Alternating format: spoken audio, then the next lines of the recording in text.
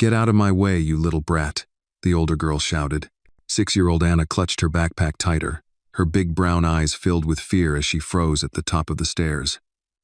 The hallway of Hawthorne Academy rang with laughter that suddenly turned sharp and mean. Sophie, a pale-haired girl of 7 with the confidence of money behind her, gave a mocking grin and pushed. Anna tumbled, her notebook scattered. Her knee hit the marble step with a sickening sound, and her small cry echoed down the corridor. The laughter stopped. From the end of the hallway, a man's voice boomed, "Hey, enough!" William Carter's shoes struck the floor hard as he strode forward. At 45, he carried the presence of a man used to being obeyed, the calm, heavy authority that made boardrooms go silent. He reached the bottom of the stairs and knelt beside the child. "Are you hurt?" His tone softened as his hands moved carefully, steadying her shoulders. Her tights were torn, blood spotting through the fabric. Anna looked up, tears brimming but unshed. "My knee," she whispered. William took a folded handkerchief from his pocket and pressed it gently to the wound. "Hold still, sweetheart. You're okay."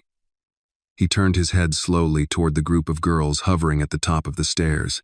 "Which one of you touched her?" Sophie opened her mouth, but no sound came out. Lila and Caroline glanced at each other, faces pale. William stood, tall and still. "I saw you," he said, pointing directly at Sophie. His voice dropped low, quiet, but full of steel. "You think it's brave to hurt someone smaller than you? You think money makes you untouchable?" The girls froze. Even the teacher nearby hesitated, watching as William's calm tone turned cold. He took a step toward the staircase, eyes fixed on Sophie. "Let me tell you something, young lady. Cruelty has a cost.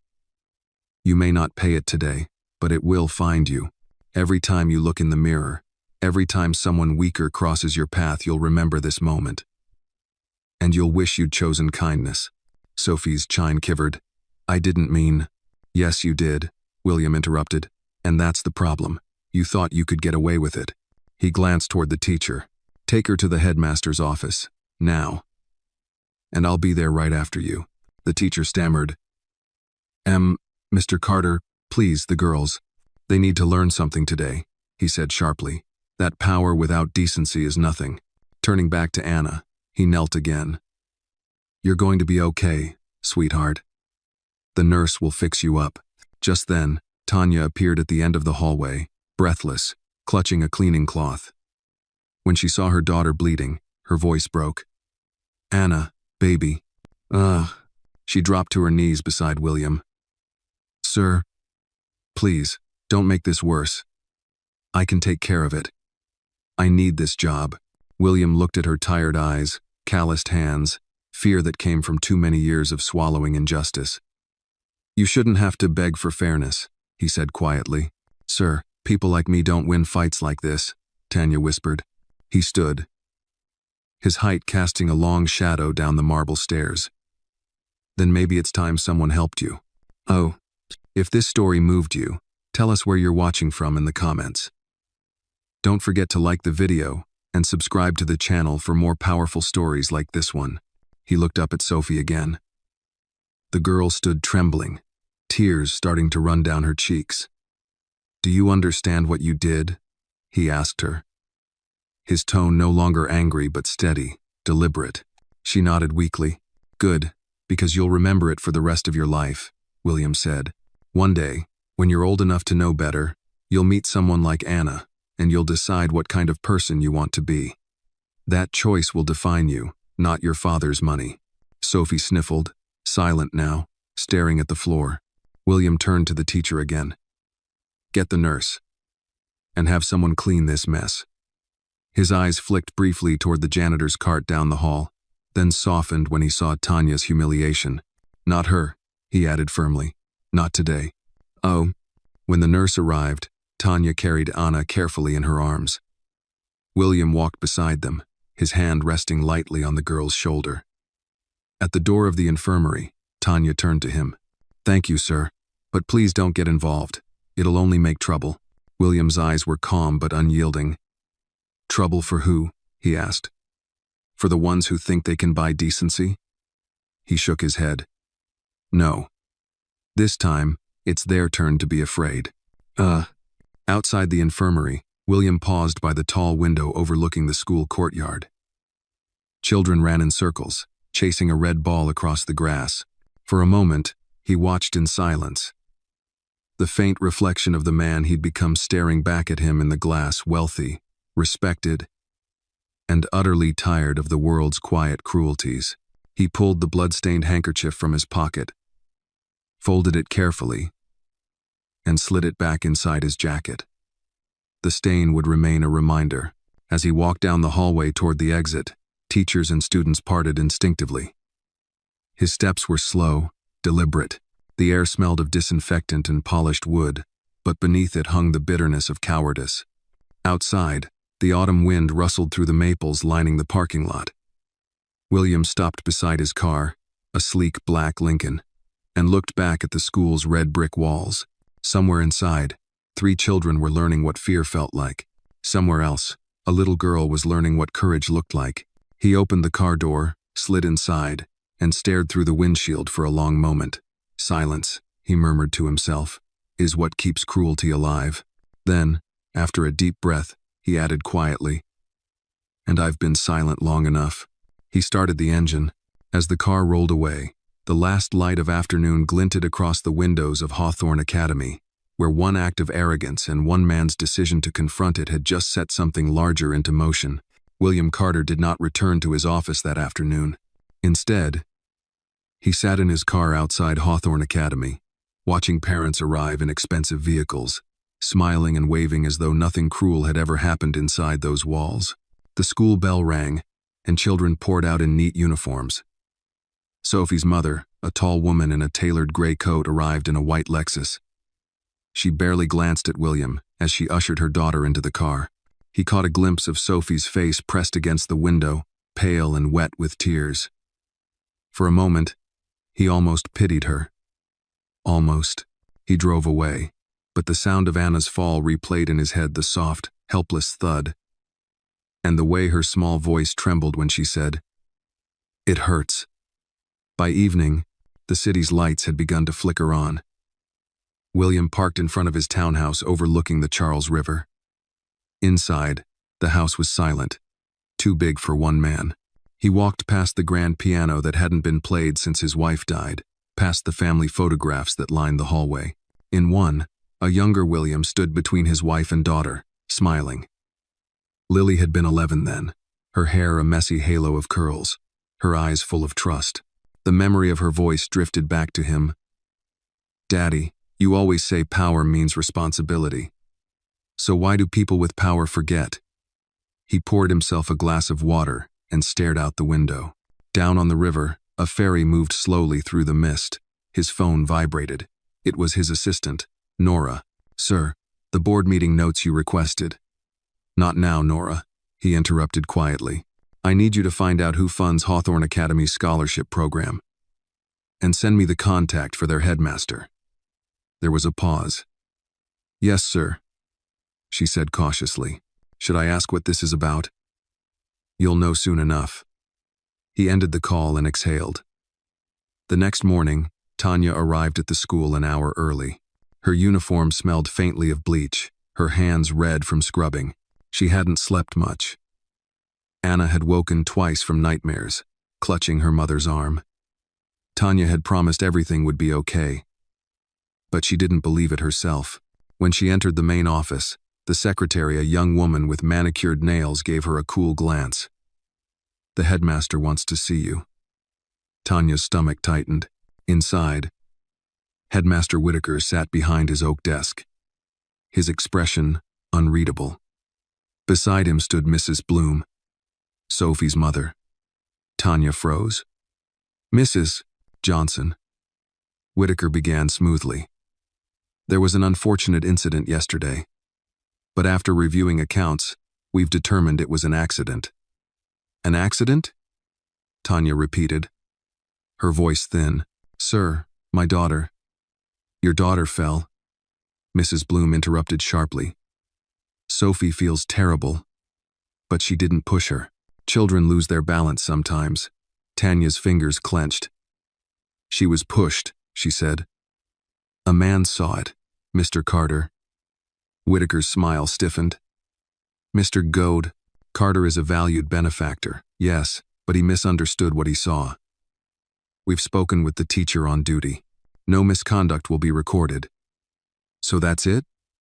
Tanya asked. You'll just erase it? Mrs. Johnson, the headmaster said, leaning forward. I suggest you drop this. You have a good job here. It would be unfortunate to jeopardize it over a misunderstanding. Tanya's throat tightened. She nodded once, not trusting herself to speak, and turned toward the door. As she stepped into the hallway, she nearly collided with William Carter. He stood waiting, hands in his pockets, eyes cool and watchful. What did they tell you? He asked. Tanya shook her head. That it was an accident, that I should be quiet. Of course they did, he said softly. People like them only understand silence when it's convenient. He looked past her toward the headmaster's office door. Would you mind waiting for me outside? Tanya hesitated. Mr. Carter, please don't. It's already done, he said. He entered the office without knocking. The headmaster looked startled. Mr. Carter, what a surprise. I'm sure, William said flatly. I'm here to discuss the incident yesterday. We've handled it, Whitaker replied quickly. The girl fell, no harm done. William placed his phone on the desk and pressed play. The audio recording from the hallway played clearly. Sophie's voice shouting.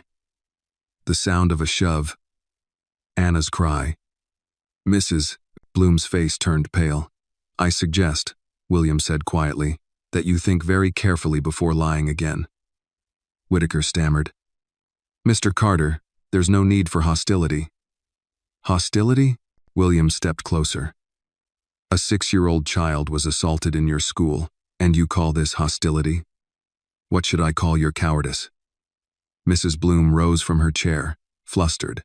You have no right to.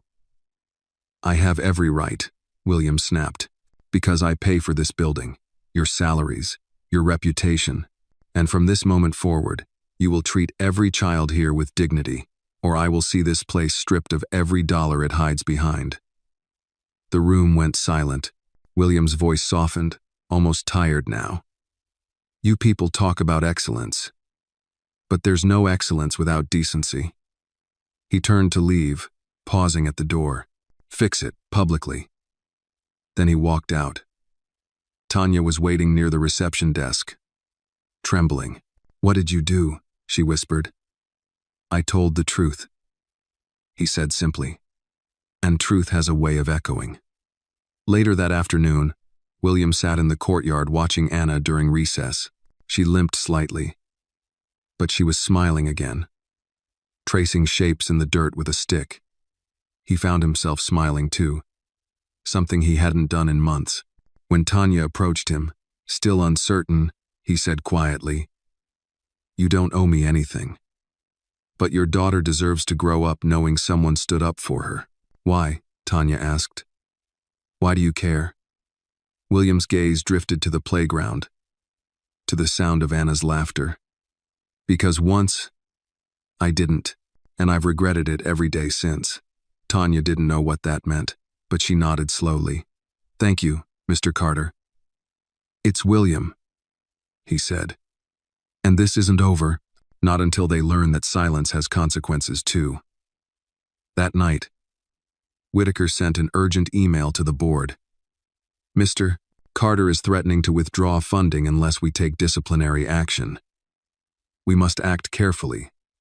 His influence is significant. In another home across town, Mrs. Bloom poured herself a glass of wine, staring out her window at the city skyline. Her husband asked, What's wrong? She didn't answer. The echo of William's warning cruelty has a cost hung heavy in her ears. In a small apartment on Hope Street, Tanya tucked Anna into bed. The little girl looked up sleepily. Mommy, that man today. He scared those mean girls. Tanya smiled faintly. Yes, baby. But he wasn't trying to scare them. He was trying to teach them. Teach them what? Anna mumlet, halfasleep. That being kind, Tanya whispered, brushing a curl from her daughter's forehead, isn't a weakness. It's power.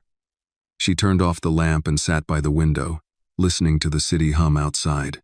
Somewhere across town, a man who had once built empires sat alone in a dark house, feeling something shift inside him, a purpose he hadn't known he'd lost. William Carter didn't sleep that night. He sat in his study with the lights dimmed, the city beyond his window nothing but a quilt of soft yellow glows. On his desk lay the folded handkerchief from the day before, still faintly marked with Anna's blood. He had meant to wash it, but something in him refused to. It was a reminder that not every stain should be erased. The grandfather clock in the corner ticked quietly. Beside it, an old photograph of his wife smiled back at him, frozen in another lifetime. "You'd tell me to let it go," he murmured, "to stay in my lane, but what's the point of power if you can't use it when it matters?" He leaned back in his chair, closing his eyes for a long moment, listening to the hum of the city. By morning, the world at Hawthorne Academy had shifted. The headmaster had reluctantly issued a public apology to Tanya Johnson and her daughter, citing a disciplinary misunderstanding. The school's official letter claimed that appropriate action had been taken, but William knew the truth. It was a forced apology, not a sincere one. The teachers whispered about his confrontation. Some admired him, others feared him. Parents spoke his name with careful politeness. He returned to the school that afternoon, unannounced. The secretary's eyes widened when she saw him. "Mr. Carter, good afternoon. Where's Mrs. Johnson?"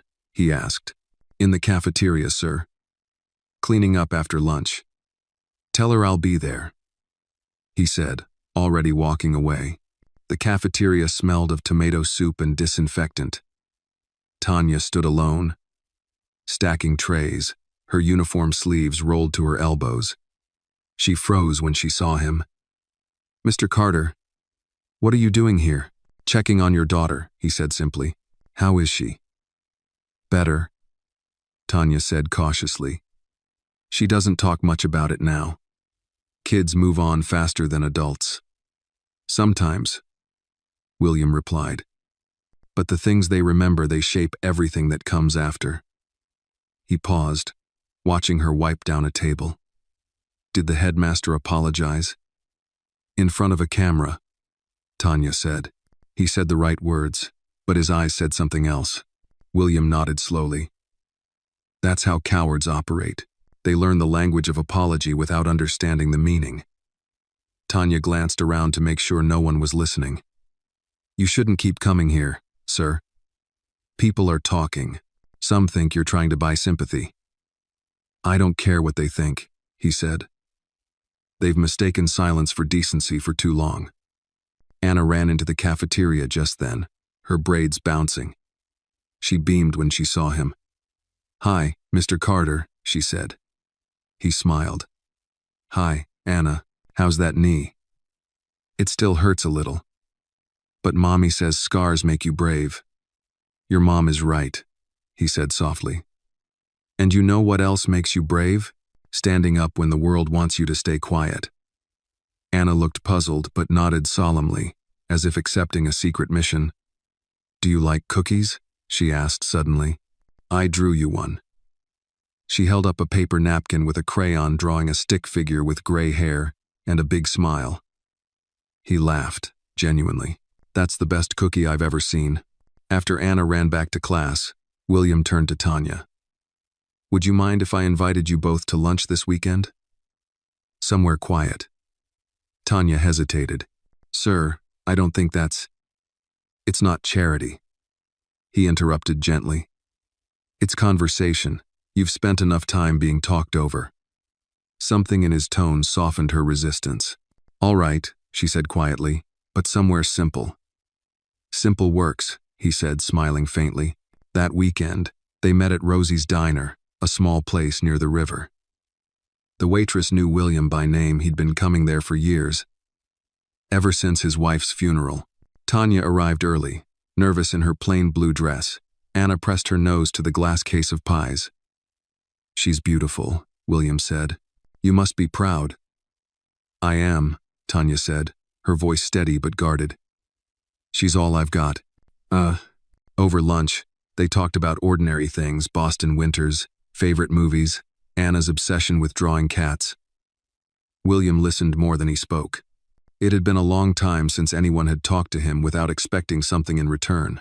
When Tanya finally asked about his family, he hesitated, then said quietly, My wife passed 8 years ago.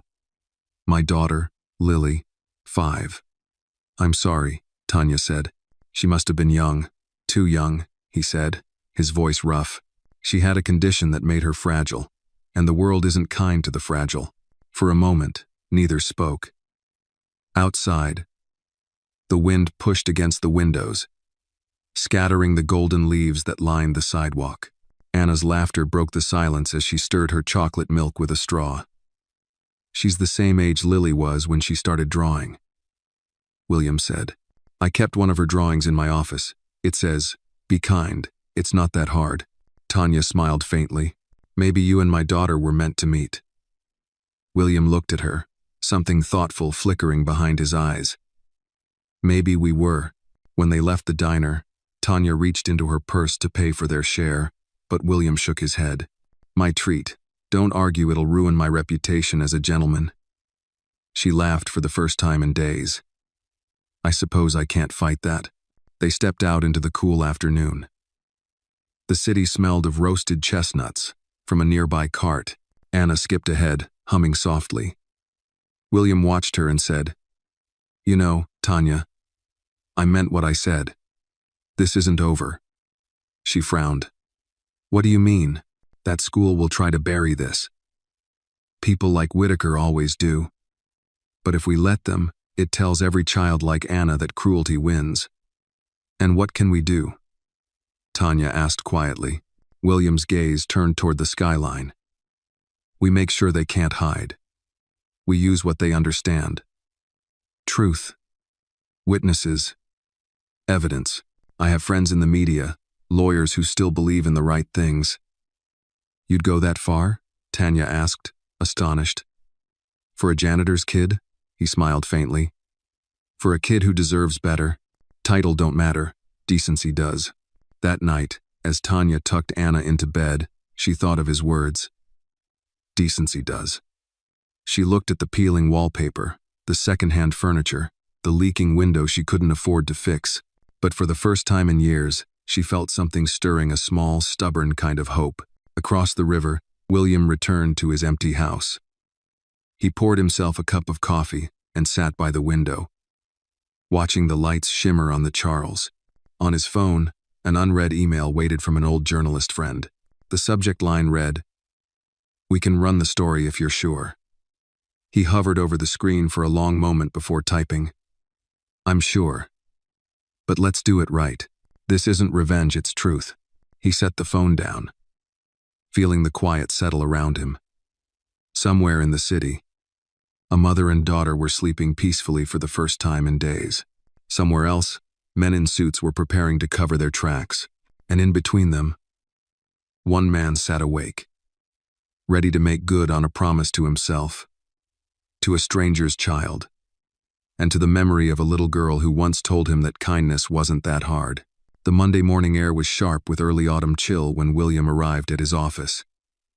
The glass tower of Carter Tech gleamed in the sunlight, a monument to efficiency and power. But today, as he stepped into the lobby, he felt the weight of what he was about to do pressing against him. The receptionist greeted him cheerfully, unaware that her boss had spent the weekend dismantling the silence that protected privilege.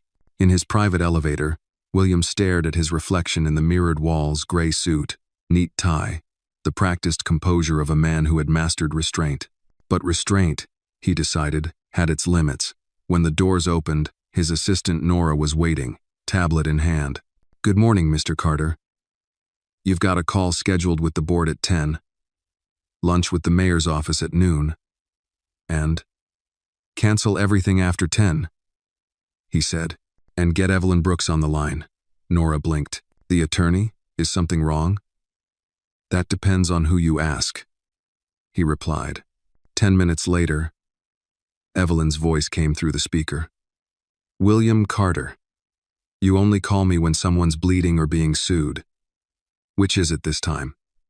He allowed himself a small smile. Neither yet. But it involves a 6-year-old girl and a school that thinks money can rewrite truth. You're planning to make this public, she said flatly. Yes. Then prepare for war, she warned. Those people will not go quietly. And you'll make enemies in the same circles that fund your company. I already have enough friends, William said. What I need is decency. There was a pause on the line. You've changed, Evelyn said softly. You used to believe justice belonged to the courts, not the headlines. Maybe, he said, but courts move slow, and silence moves fast. All right, she said finally. Send me everything you have. I'll draft a preliminary complaint and talk to a journalist I trust. When the call ended, William felt a clarity he hadn't known in years. He turned to Nora. Tell security I want every document related to Hawthorne Academy's donations, sponsorships, and board connections. Nora hesitated. Sir, that might upset some of your partners. Good, he said simply. Meanwhile, at Hawthorne Academy, Tanya arrived to find whispers waiting for her. Teachers stopped talking when she entered the break room. The maintenance manager avoided her eyes. By mid-morning, she was called to the headmaster's office again. Whitaker sat rigidly behind his desk. Mrs. Johnson, he began. I'm afraid the situation with Mr. Carter is escalating. The board feels it would be best if you took a leave of absence. Tanya's hands clenched. You're firing me. We prefer the term temporary leave, he said. You'll receive partial pay because a rich man stood up for my daughter, she asked. Because you embarrassed us, he said. And the mask slipped from his polite voice. You let him use your situation for his own motives. Tanya stood up, trembling. You think he needs me to look good? He doesn't. He just did what none of you had the courage to do. As she left the office, her legs felt weak, but her spine stayed straight.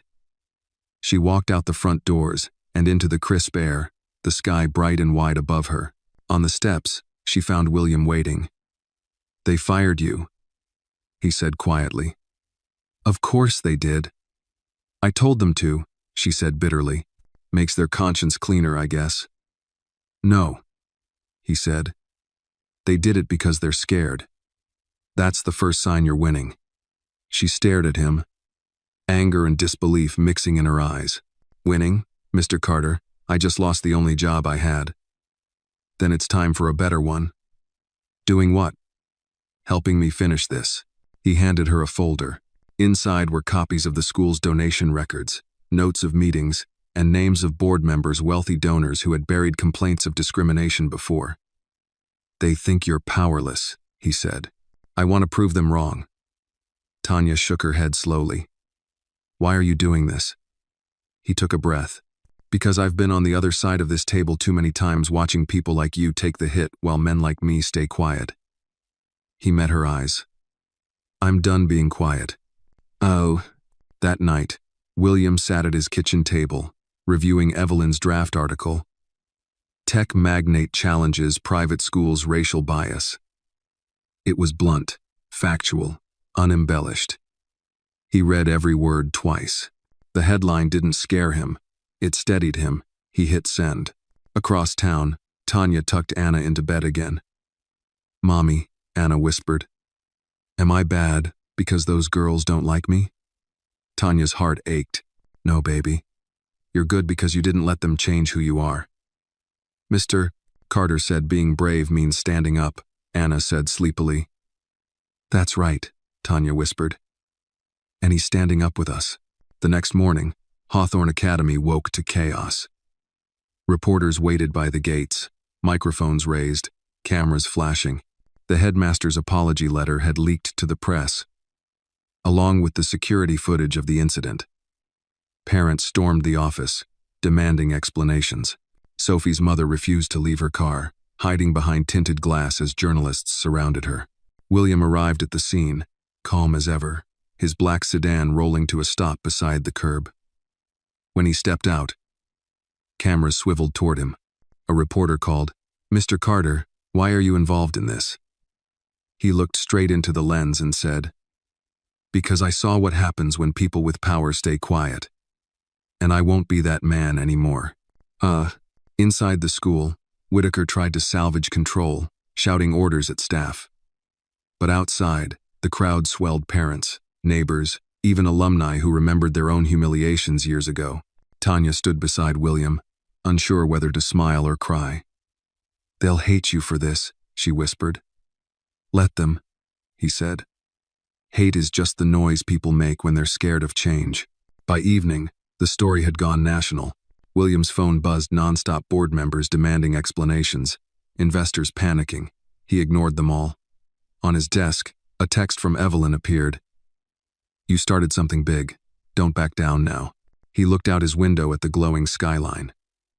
Somewhere out there, a frightened little girl was being told she mattered. Somewhere else, a frightened adult was realizing they'd have to change. For the first time in a long while. That felt like enough. The morning after the story broke, Boston pulsed with quiet tension.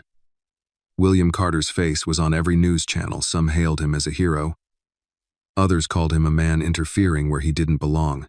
The headline ran across television screens and smartphones alike. "Billionaire exposes racial bias at elite private school." He hadn't planned to be the center of attention. But there he was, his name tied to a storm. At Carter Tech headquarters, the boardroom was uncomfortably silent. The long table gleamed under recessed lights. Every executive sat with a tablet in front of them, eyes flicking between William and the live newsfeed on the wall. The head of public relations, Richard Owens, finally spoke. "William, this is getting out of hand. The press is calling you the vigilante CEO. Investors are nervous. The stock's down 4 points. William leaned back in his chair, calm but resolute. 4 points will come back. My conscience won't if I back down. Conscience doesn't pay dividends, another board member said, a man with sharp glasses and a voice like dry paper. We run technology, not moral crusades. William looked around the room, his voice low but cutting through the tension. You're all sitting in this glass tower because someone once gave you a chance. Tell me, what's the point of innovation if we don't innovate who we are as people? No one answered. The only sound was the faint hum of the air conditioning. William stood. If anyone here believes that protecting a child from cruelty hurts our brand, you can find another company. He left the room, his footsteps echoing down the hallway. Meanwhile, Tanya sat in her small kitchen, watching the same news broadcast on an old television. The anchor's polished voice spoke over footage of William stepping out of his car, surrounded by microphones. Carter Tech CEO has sparked national debate over ethics, class, and racism in education. While the public is divided, many are applauding his decision to stand up. Anna sat at the table, coloring. Tanya turned down the volume and smiled faintly. That's him, she said. The man who helped us. Anna looked up, eyes bright. He's on TV? Does that mean he's famous now? Tanya laughed softly. He was famous long before that, but now people know what kind of man he really is. Later that day, Tanya received an unexpected call. It was from Evelyn Brooks, the attorney. Mrs. Johnson, Evelyn said, her voice brisk but kind. Mr. Carter wants you and Anna to attend a meeting tomorrow. He's forming a foundation, something that will help children who've been through what Anna has. A foundation? Tanya asked, confused. Yes, Evelyn said. He wants you involved. The next morning, Tanya dressed carefully in her best blouse, the one she saved for church. She and Anna met William in a quiet cafe near the river. He was already seated. 2 coffees and a hot chocolate on the table. Morning, he greeted, smiling gently. You both made the news again. Tanya shook her head, sitting down. I never wanted to be on TV. I know, he said. But sometimes life doesn't ask permission before it puts us in the spotlight. He handed her a folder. Inside were documents for the Anna Foundation. Its mission clearly written: to protect and empower children facing prejudice, neglect, and injustice in education. Tanya blinked. You named it after her? William nodded. She reminded me that courage doesn't have an age. Anna, sipping her hot chocolate, giggled. Does that mean I'm the boss? William chuckled. For today, yes. As they talked, Tanya's initial discomfort softened into something like gratitude. Mr. Carter, you could have walked away. Most people in your position would have. He looked out the window at the gray river glinting under morning light. I've spent my life walking away, he said quietly, from things that weren't my problem. From people I could have helped. I'm done doing that. Back at the school, chaos continued to unfold. Several parents withdrew their children, demanding refunds. The board held emergency meetings, and the headmaster's resignation letter was quietly submitted. Reporters camped outside the gates. William visited one last time that week, accompanied by Tanya and Anna. The school looked smaller now, stripped of its prestige by the weight of exposure. As they entered, students whispered. Teachers avoided eye contact. Headmaster Whitaker stood waiting in the main hall. His face was pale, his confidence gone. Mr. Carter, he began, I hope you're satisfied. You've ruined reputations, destroyed trust. I didn't ruin anything, William interrupted calmly. I revealed what was already broken. Whitaker's jaw tightened. You think you're a hero? No, William said softly. I just refuse to be a coward. He turned to Tanya. You don't owe him another word. Let's go. As they left, Anna stopped and looked up at Whitaker. You should say sorry, she said, her voice small but steady. Whitaker blinked, speechless. Sorry? For not helping when I fell, Anna said. Grown-ups are supposed to help. Her words landed heavier than any speech William could have given. They walked out together into the crisp air. Later that evening, William invited Tanya and Anna to his office for a final discussion before the foundation launch. Anna wandered to the corner where a framed drawing hung on the wall. Lily's drawing. Be kind. It's not that hard. She drew that? Anna asked. William nodded. My daughter. She believed kindness could fix the world. Did it? Anna asked. Not yet, he said softly. But maybe you'll help finish what she started. Tanya watched him, realizing for the first time that behind his calm voice was grief, quiet, patient, and unresolved. You miss her, she said gently. Every day, he admitted. Maybe that's why helping you feels like breathing again. For the first time, Tanya reached out and touched his hand. Then maybe this is her way of saying she's proud. The moment lingered, brief but real. Outside, the city lights reflected in the glass, bright and unwavering. When they left his office, William stood alone, looking at the drawing once more. He whispered to it, as if to the child he'd lost. We're trying. Lily. We're really trying. The next morning, headlines shifted. The outrage began to soften, replaced by stories of hope. Donations to the Anna Foundation poured in. Parents began asking how to volunteer, and in one small apartment on Hope Street, a 6-year-old girl drew a picture of 3 people holding hands under a bright Sunday. In the corner, she wrote carefully in big, uneven letters, "Kindness wins." The grand hall of the Boston Community Center smelled faintly of polished wood and coffee. Rows of folding chairs filled the space, all facing a modest stage with a simple banner stretched above it. Anna Foundation, Justice Begins with Kindness.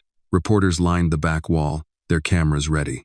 A cluster of parents, teachers, and city officials murmured among themselves, drawn by curiosity and controversy alike. William Carter stood off to the side, adjusting his tie as his attorney, Evelyn Brooks, reviewed her notes beside him. She was a small woman in her late 60s, sharp-eyed and composed. You're sure about this? She asked quietly. Once you speak, there's no turning back. I've been sure since the day I saw her fall, William said. Evelyn gave a curt nod. Then don't waste time on apologies. Speak truth.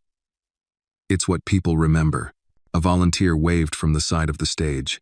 We're ready for you, Mr. Carter.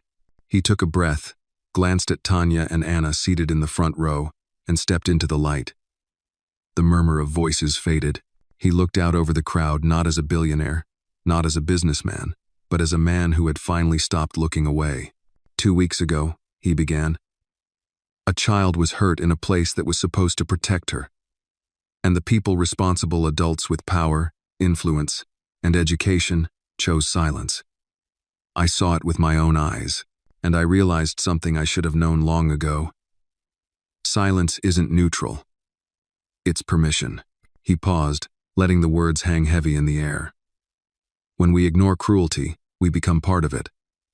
I've spent years surrounded by success, profits, partnerships, politics, but none of it matters if I can't look at myself and know I stood on the right side of decency.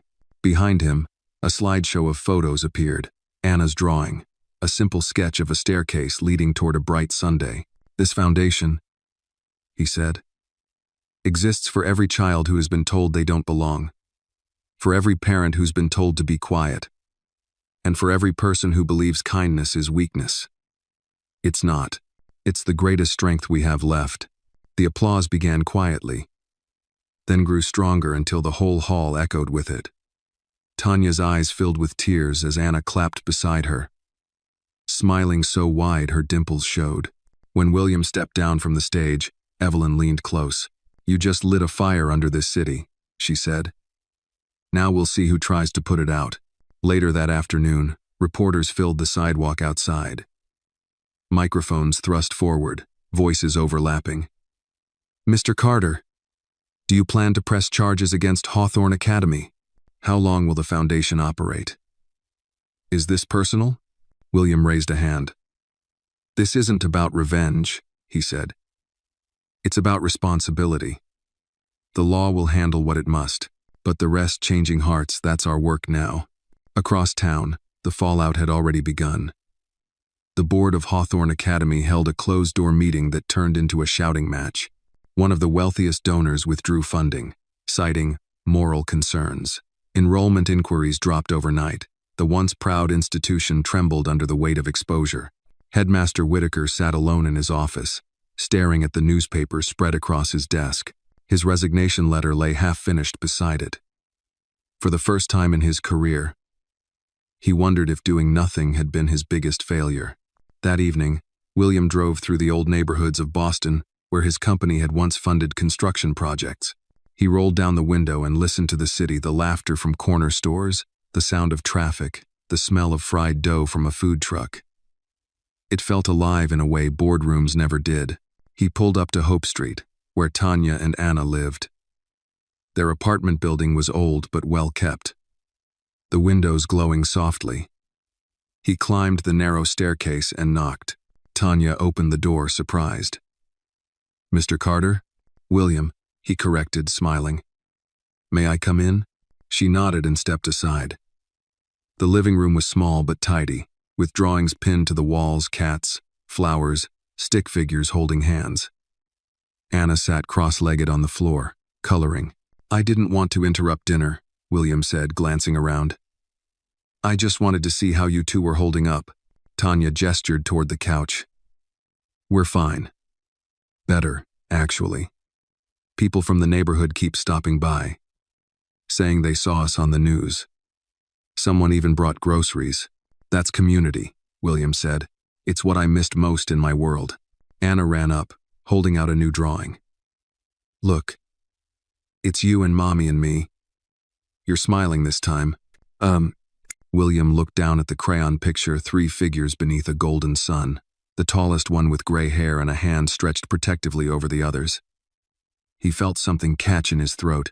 "It's perfect," he said softly. "Can I keep it?" Anna nodded. "You have to. You're part of it." After she ran off to her room, Tanya poured 2 cups of tea. They sat quietly for a moment, the hum of the radiator filling the space. "I don't know what comes next," Tanya said. "People are still angry. Some are scared. I just want things to settle down for her."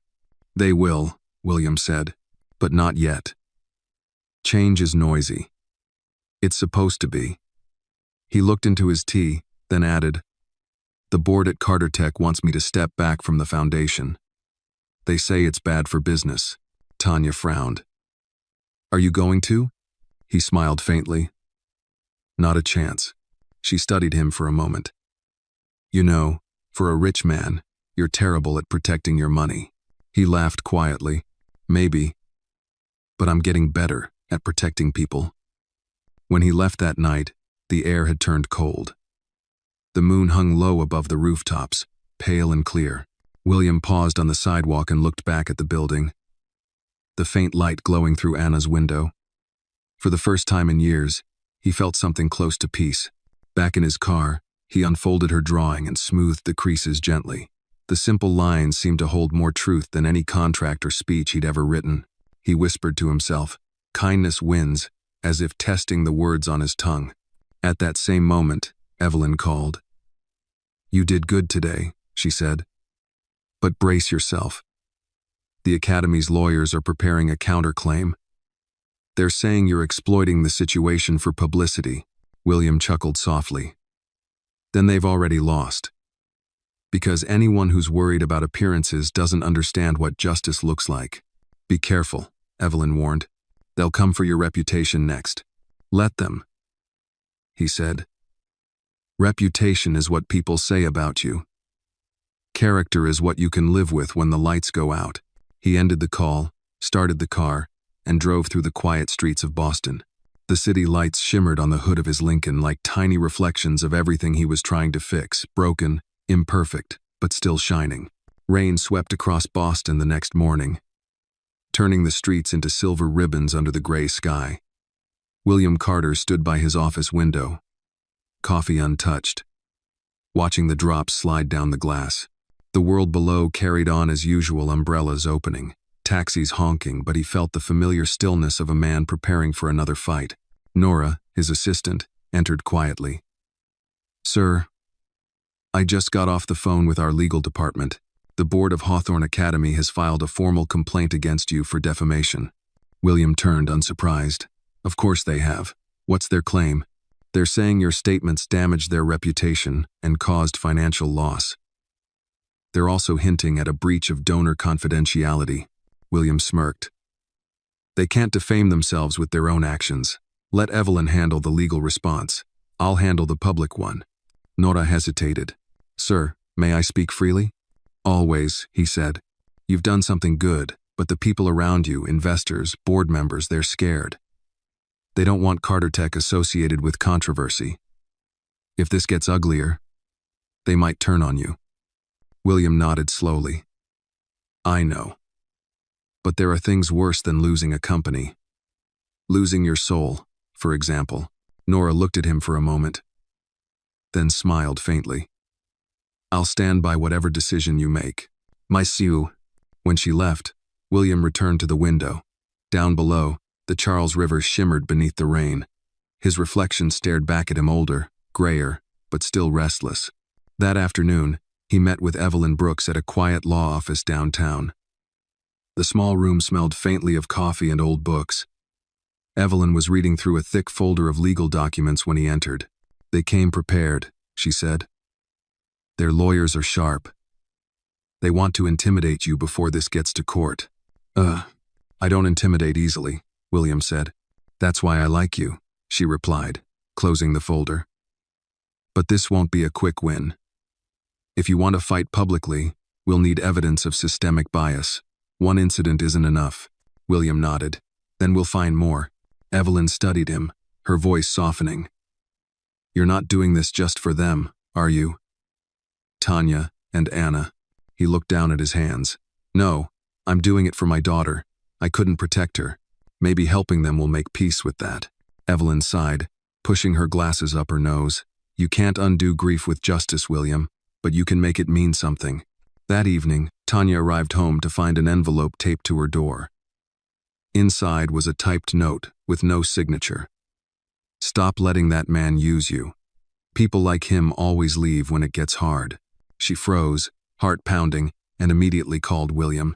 "I found something on my door," she said, voice trembling. "Someone's trying to scare me." "I'll be there in 10 minutes, he said, already grabbing his coat.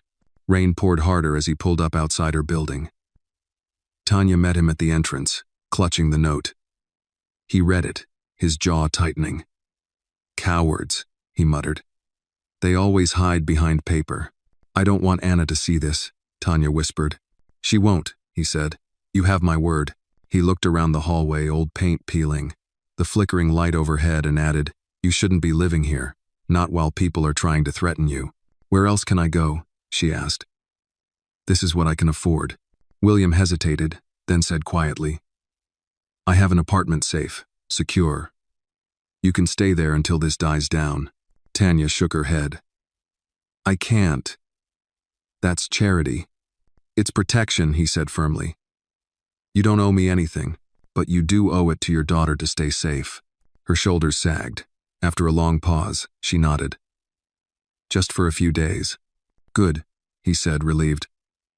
"Pack what you need. I'll wait." As Tanya disappeared into her apartment, William glanced down the hall. The note had rattled him more than he wanted to admit. He'd dealt with threats before in business, in politics, but this felt different. It was personal now. When Tanya and Anna joined him in the car 20 minutes later, the rain had softened into a mist. Anna clutched her stuffed bear, half asleep in the back seat.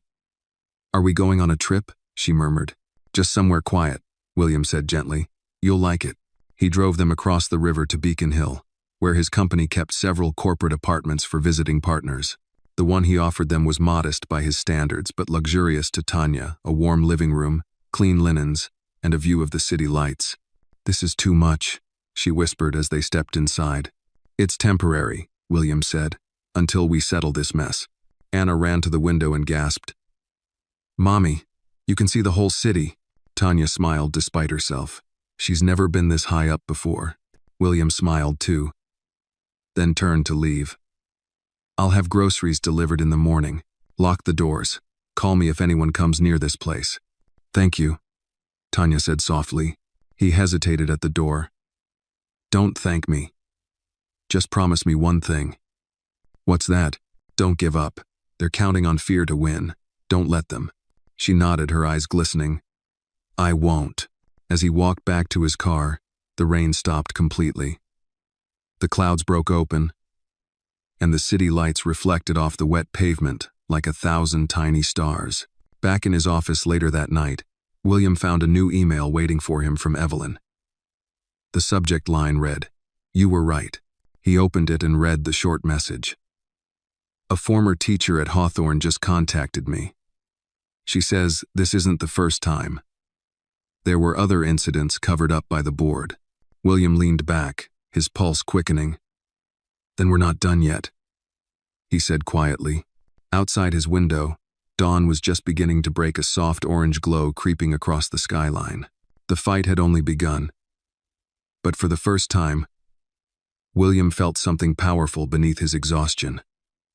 Not anger, not grief. Purpose. The morning light over Boston carried a pale gold shimmer, the kind that made even the city's rough edges seem calm for a few fleeting minutes. William Carter didn't notice. He was already at his desk, eyes fixed on the email from Evelyn. The words replayed in his mind. There were other incidents. Covered up by the board, he leaned back in his chair, running a hand through his silvering hair. He'd expected pushback, but this was something deeper. A pattern. He dialed Evelyn immediately. "Tell me everything," he said, as soon as she answered. "Her name's Margaret Lane," Evelyn said. "She taught at Hawthorne for 12 years. Left 3 years ago after she filed a report about racial bullying that mysteriously disappeared from the school system. The administration called it an IT glitch. She says she still has copies." William's tone sharpened. "Can we trust her? She's nervous but genuine. I've arranged a meeting at my office this afternoon. She doesn't want to be seen near your company or the foundation yet." "I'll be there," William said. After hanging up, he glanced out the window. Boston was awake now, horns blaring, coffee carts steaming, people hurrying through their routines. So many looked the other way each day, too tired or too afraid to stand up. He used to be one of them. Across town, Tanya was cooking breakfast in the Beacon Hill apartment. The smell of pancakes filled the small kitchen. Anna sat at the counter, swinging her legs, her teddy bear tucked beside her plate. "Mommy, are we rich now?" she asked suddenly, syrup dripping from her fork. Tanya laughed. "No, baby. This place belongs to Mr. Carter.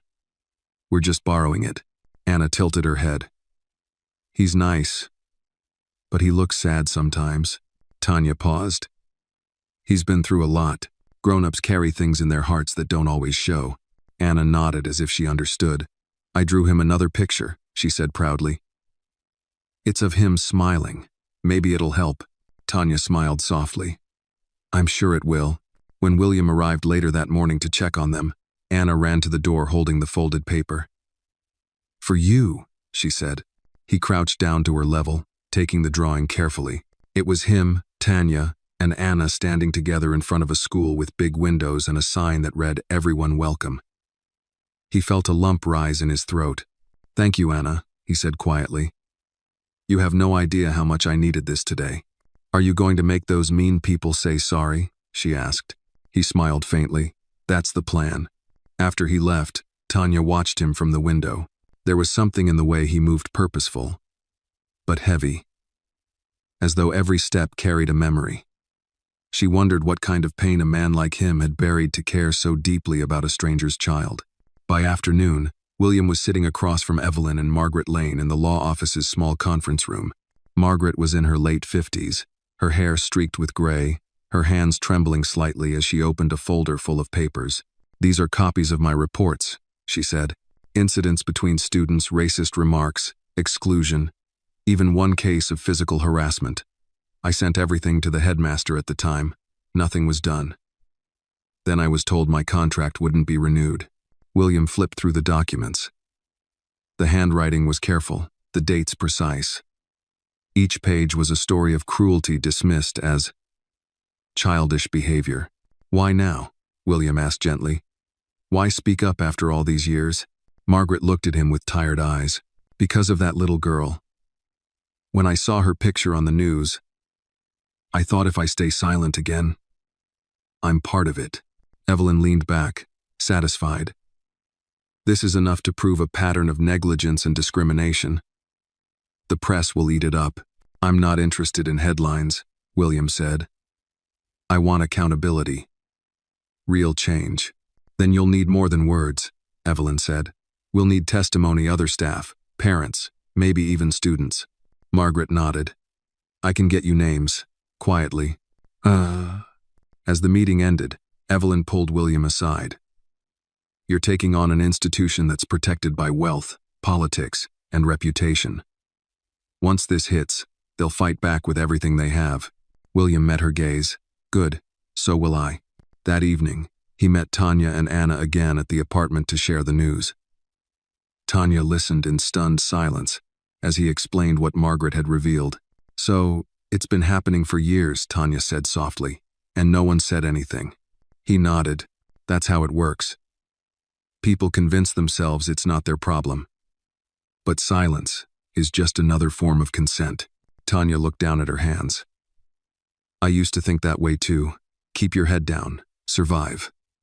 But now, she glanced toward Anna, who was playing on the floor with crayons. Now I want her to live in a world where she doesn't have to be quiet.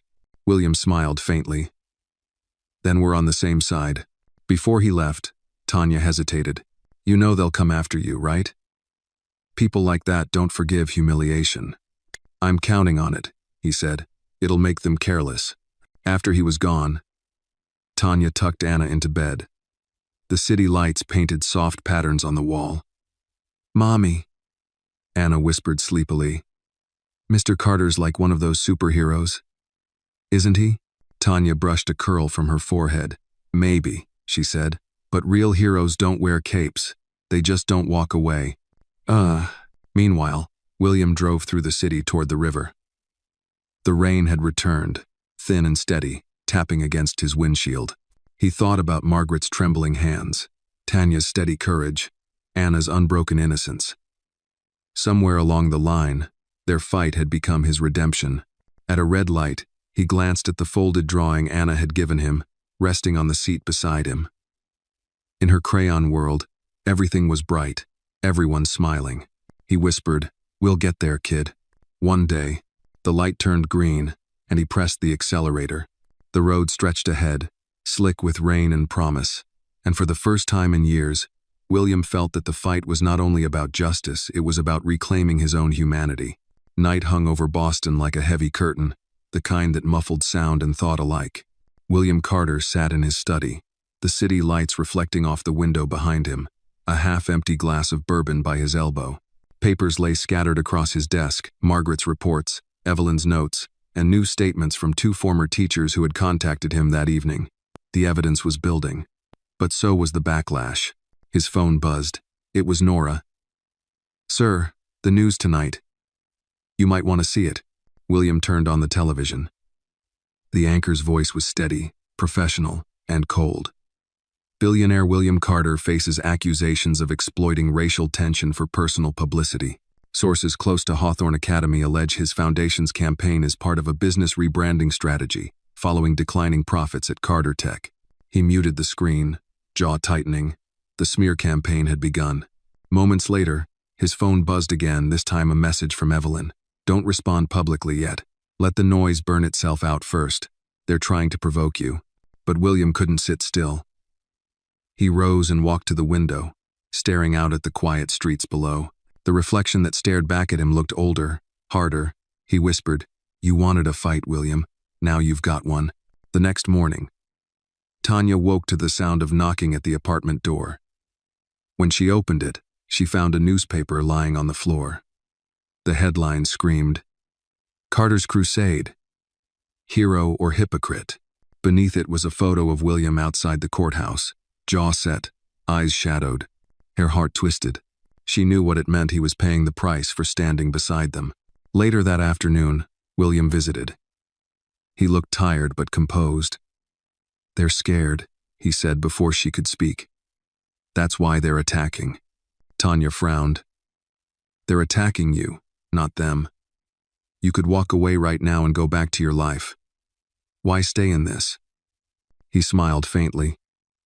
"Because you and Anna can't walk away. Because there's still a child out there being told she's less. And because if I stop now, I'm no better than them." Anna peeked around the corner, her teddy bear in hand. "Are you in trouble?" she asked. William crouched down to her level. "A little," he said gently. "But trouble's okay if you're doing the right thing." Anna nodded seriously. "Mommy says right things are hard things. She's a wise woman," William said, glancing up at Tanya. After he left, Tanya watched him from the window again. There was something unshakable in the way he carried himself, even as the world tried to tear him down. That night, Evelyn called. "We've got a problem," she said. "One of the major donors from Carter Tech's board has pulled funding. He says you've become a liability." William sighed. "I expected that. You'll lose more," she warned. "Maybe the company itself." "Then so be it," he said. "I didn't build Carter Tech so I could die a coward in a boardroom." Evelyn's voice softened. "You sound like a man who's finally found something worth losing for." He smiled to himself. "Maybe I have." Over the next few days, the noise grew louder. Talk shows debated his motives. Social media split into camps, some calling him a hero, others branding him arrogant and out of touch. Protesters gathered outside Carter Tech headquarters. And yet, amid the chaos, something else began to happen. Letters started arriving at the foundation, hundreds of them. Parents, teachers, former students, stories of small injustices long ignored. Nora brought in the first bundle and laid them on his desk. "You might want to read these," she said softly. William opened one at random. It was written in careful handwriting. "I was one of the quiet kids. I never thought anyone would care. Thank you for showing the world that kindness can still be loud." He read another and another. Each story was different, but the message was the same. Don't stop. That night, he took the stack of letters home and spread them out across his dining table. The house that had once felt hollow now buzzed with quiet purpose. He picked up his phone and called Tanya. "I think we're winning," he said. "Winning?" she asked skeptically. "Not the war," he admitted. "But hearts. That's where it starts." There was a pause, and then Tanya said softly, "You sound lighter." He laughed quietly. "Maybe because I finally know what I'm fighting for." The next morning, Evelyn called with news. Margaret's agreed to testify publicly. She's scared, but she's ready. We'll hold a press conference by the end of the week. William nodded. Set it up. As he hung up, he looked at Anna's latest drawing pinned to his office wall. This one showed a crowd of people standing in front of a courthouse, holding signs that read, "Be kind and justice for all." He smiled. That same day, somewhere in a downtown penthouse, Headmaster Whitaker and Mrs. Bloom were in a panic. "He's not stopping," Mrs. Bloom hissed. "The man's obsessed. If that teacher speaks, we're finished." Whitaker rubbed his temples. "We'll discredit her. Same as we're doing with him. No one will believe an ex-employee." "You'd better be right," she snapped, "because if Carter wins this, it won't stop with the school. It'll reach the families too." Whitaker didn't answer. For the first time, he wasn't sure she was wrong. 2 nights later, William drove through the rain-soaked streets toward the foundation office. The city shimmered beneath the streetlights, reflections rippling across the windshield. He thought about Lily again, her laughter, her little crayon signs that once filled their kitchen. He parked and sat in silence for a long time before whispering, "I hope you're watching, sweetheart." Then he stepped out into the rain, ready for whatever came next. The day of the press conference arrived cold and bright. The marble steps of Boston's old courthouse gleamed under the morning sun, and a crowd had already gathered, reporters with cameras poised, curious onlookers wrapped in coats, and a handful of protesters holding hastily written signs. The air buzzed with tension. William Carter stood inside the courthouse lobby, the hum of the crowd seeping through the heavy doors. He wore a dark navy suit and a calm expression that cost him hours of sleep. Evelyn adjusted her glasses and glanced at her watch. "The press is ready. Margaret's nervous, but she'll hold up. You sure you want to lead this yourself?" "Yes," he said simply. "I started it. I'll finish it." Moments later, the double doors swung open, and the flash of cameras painted the marble steps white with light. Reporters surged forward as William stepped up to the podium, flanked by Evelyn, Tanya, and Margaret Lane. Tanya held Anna's hand tightly. The little girl looked small in her yellow coat, her eyes wide but fearless. William leaned into the microphone. "Good morning," he began, his voice steady. "We are here today not to destroy reputations, but to rebuild integrity. Over the past few weeks, we've learned that what happened to Anna Johnson was not an isolated event. It was part of a pattern, a culture of silence and discrimination buried beneath polite smiles and private donations." A murmur rippled through the crowd. William continued, eyes sweeping over the sea of faces. "Hawthorne Academy was built on the promise of excellence, but excellence without humanity is empty. We've gathered testimony, documents, and witnesses to prove that systemic neglect was not the exception, it was the rule." He paused. "I want to make something clear. This isn't about vengeance. It's about accountability. It's about a 6-year-old child who was told, through the actions of others, that her life mattered less. I won't allow that to stand, not in my city, not in my lifetime." Applause rose, brief but powerful. William stepped aside as Margaret approached the microphone, hands shaking slightly. She cleared her throat. "I taught at Hawthorne for 12 years. I loved my students. But when I reported racist behavior, I was told to let children be children. When I refused, my contract wasn't renewed. I stayed quiet out of fear. But seeing Anna's story reminded me what fear costs." Her voice grew stronger. "Silence protects the wrong people." When she finished, Evelyn took over briefly, summarizing the legal steps the foundation would take: filing for an independent inquiry, seeking compensation for families affected, and urging reform in private education oversight. Then a reporter shouted from the crowd, "Mr. Carter, some claim you're using this for personal redemption after your daughter's death. How do you respond?" The question hit hard, but William didn't flinch. "They're right," he said.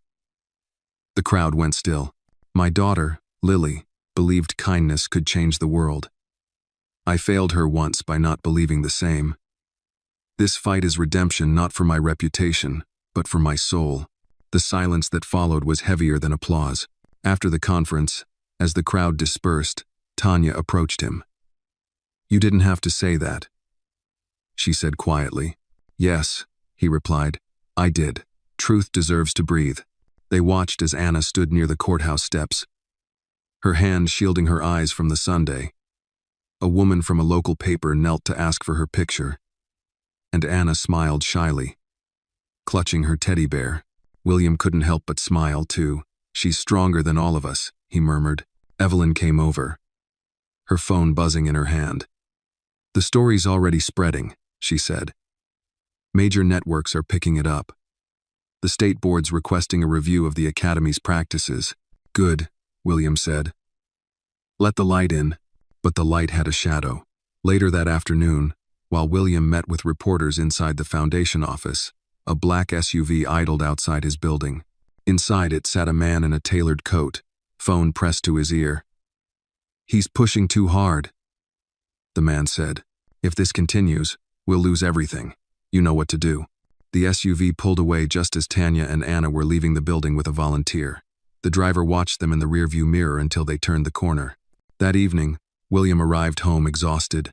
He loosened his tie, poured himself coffee, and glanced at the messages on his phone, half congratulations, half threats disguised as warnings. He ignored them all. He was about to sit down when the doorbell rang.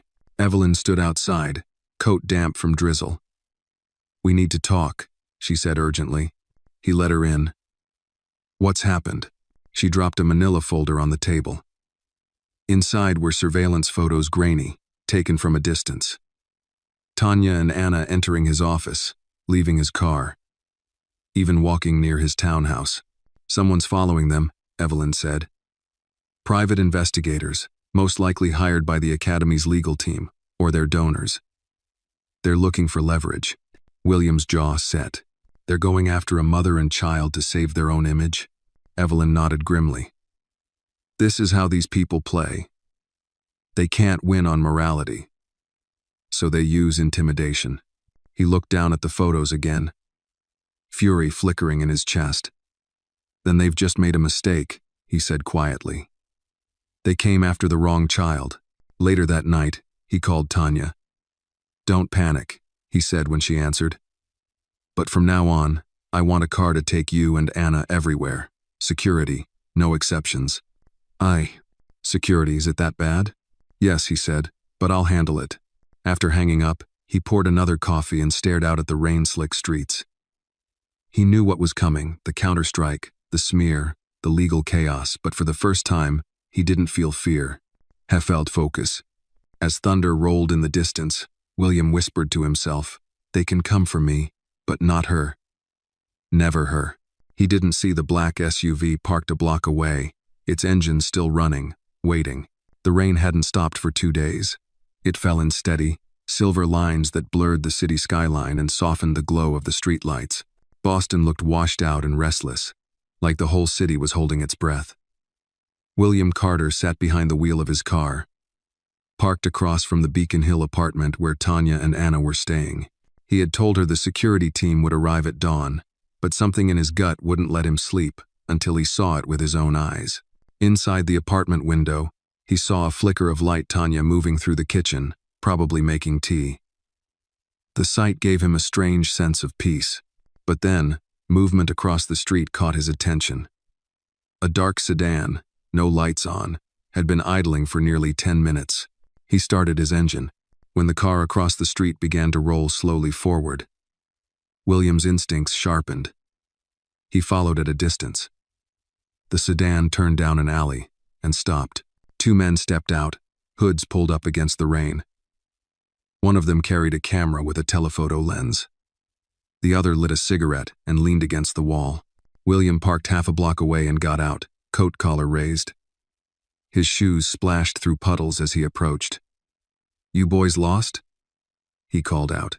Both men turned sharply. The smoker dropped his cigarette. Hey, back off, old man, he said. William stepped closer until he stood beneath the streetlight. The glow revealed his face, calm but cold. You're following a 6-year-old girl. You sure that's the kind of work you want your mothers to hear about? The man with the camera hesitated. We're just doing our job. Orders from the Academy's council. Then your job's about to change, William said. He took a photo of their license plate with his phone. His voice even. You tell your employer this. If I see either of you near that child again, I'll make sure every news outlet in this city knows your names, your faces, and the gutter you crawl out of. Understood? The men exchanged uneasy glances, then got back in the car and drove off. William watched until their taillights disappeared into the rain. Only then did he let out a breath and return to his own car. He sat there for a long while, rain drumming against the roof, adrenaline still humming in his veins. His phone buzzed. It was Evelyn. I was just about to call you, she said when he answered. We got confirmation those investigators were hired by a firm connected to the Academy's largest donor, Bloom Properties. William's jaw tightened. Mrs. Bloom, he muttered. Of course, she's getting desperate, Evelyn said. Rumor is, her husband's company is losing contracts. You've turned them radioactive. Good, he said. Let her feel the fear she's traded in for years. The next morning, he visited Tanya. She opened the door still in her robe, surprised to see him soaked from the rain. What happened? She asked. Nothing you need to worry about, he said. But you'll have a driver and a security guard starting today. Her brow furrowed. Mr. Carter, what did you do? Reminded some people where the line is, he said simply. They won't cross it again. She sighed, torn between gratitude and worry. You can't keep protecting us forever. He looked at her steadily. No. But I can protect you long enough to make sure you won't need me to. Over breakfast, Anna showed him a new drawing. This one's a storm, she explained. But see, the sun's hiding behind it. It's still there. William smiled. That's a good way to see things. That afternoon, the foundation office buzzed with new energy. Volunteers sorted letters. Lawyers prepared for the inquiry hearing scheduled for the next week. William gathered the team in the small conference room. They're trying to silence us, he said, so we'll get louder. Evelyn, reach out to the press for live coverage of the hearing. Nora, coordinate with the security firm, make sure Tanya and Anna are protected until this is over. No mistakes. As the team dispersed, Nora lingered. Sir, she said, lowering her voice. You know this could destroy Carter Tech, right? The board's ready to push you out if you don't back off. I built that company with my own hands, William said quietly. If they want to take it, let them. I'd rather lose a company than my conscience. That night, in a suite high above the city, Mrs. Bloom sat with her lawyer. Her hands trembled slightly as she held a glass of wine. He's not stopping, she said. He's turning everyone against us. Her lawyer, a young man with a predatory calm, said. There's another way to stop him. Hit him where it hurts. His reputation, his daughter's death. That's public record, isn't it? Mrs. Bloom hesitated. You mean, use it? He smiled thinly. Frame him as unstable, obsessed. Turn the public's sympathy into doubt. She stared into her wine, her reflection distorted in the glass. Do it, she whispered. The following morning, William's face was again on every channel, this time beneath the headline, Carter's Crusade? Or Carter's Breakdown? Commentators speculated about his mental state, his unresolved grief, his motives. Photos of Lily appeared on screen, twisted into a narrative he hadn't consented to. In his office, he turned off the TV and sat in silence. The anger that rose in him wasn't loud. It was cold, focused. When Nora entered, her face pale, he said quietly, Find out who leaked her name. I want them on record. Meanwhile, Tanya sat at the apartment watching the same broadcast, fury building in her chest. Anna was in the next room coloring, humming softly. Tanya picked up the phone and called William. They're dragging your daughter's name through the mud, she said, voice trembling. I know, he said, and that's exactly how I know we're close. They only play dirty when they're cornered. Ugh. Can you fight them? She asked. He smiled grimly. I don't need to fight them. I just need the truth to walk through the door. And it's on its way. That night, Evelyn texted him one line. Margaret's found another witness. A student. It changes everything. William leaned back in his chair, the city's night glow reflecting off his window. Good, he whispered. Then we finish this. Outside, lightning cracked across the sky, and the storm that had lingered for days began to break. The next morning broke with a rare stillness over Boston. The storm had passed, leaving the streets slick with dew and the air crisp with renewal. Yet for William Carter, peace was still out of reach. He sat in his office before sunrise, staring at the city skyline while Evelyn's message echoed in his mind. A student witness. It changes everything. He hadn't slept. His coffee had gone cold hours ago. Finally, he stood, straightened his tie, and headed for the elevator. Today could tip everything. If the witness's story held, the entire case would shift from moral outrage to undeniable proof. At Evelyn's law office, she was already waiting with her usual calm efficiency, though her eyes betrayed the tension beneath. She's here, Evelyn said, 14 years old. Name's Ruby Daniels. She was at Hawthorne last year. Her mother pulled her out after repeated bullying, racial slurs, harassment, even a physical incident that the school labeled as disciplinary misunderstanding. Sound familiar? William's jaw tightened. Exactly. She says Headmaster Whitaker knew. He covered it up. We have her mother's emails to the school to prove it. Evelyn paused, lowering her voice. But Ruby's scared. Her mom's scared too. You'll need to tread carefully. Where is she? In the conference room. No. When William stepped inside, he saw a girl sitting beside her mother, fidgeting with the sleeve of her hoodie. Ruby's hair was pulled into a loose bun, her eyes wary but intelligent. Her mother, tall, poised, yet visibly anxious, watched William like a mother lion guarding her cub. He smiled softly and knelt a little so he wasn't towering over them. Hi, Ruby. I'm William. I know this is hard, but I want you to know you're safe here. Ruby looked at him for a long moment before whispering. They said you'd just use us to make yourself look good. William didn't flinch. Then they lied. I'm not here to use anyone. I'm here to make sure the people who hurt you can't hurt anyone else. Her gaze softened slightly. When I saw that little girl Anna on the news, I remembered what it felt like. To fall, and nobody helped me. William's expression darkened. They hurt you too? Ruby nodded. 2 girls pushed me in the hallway. They said I didn't belong.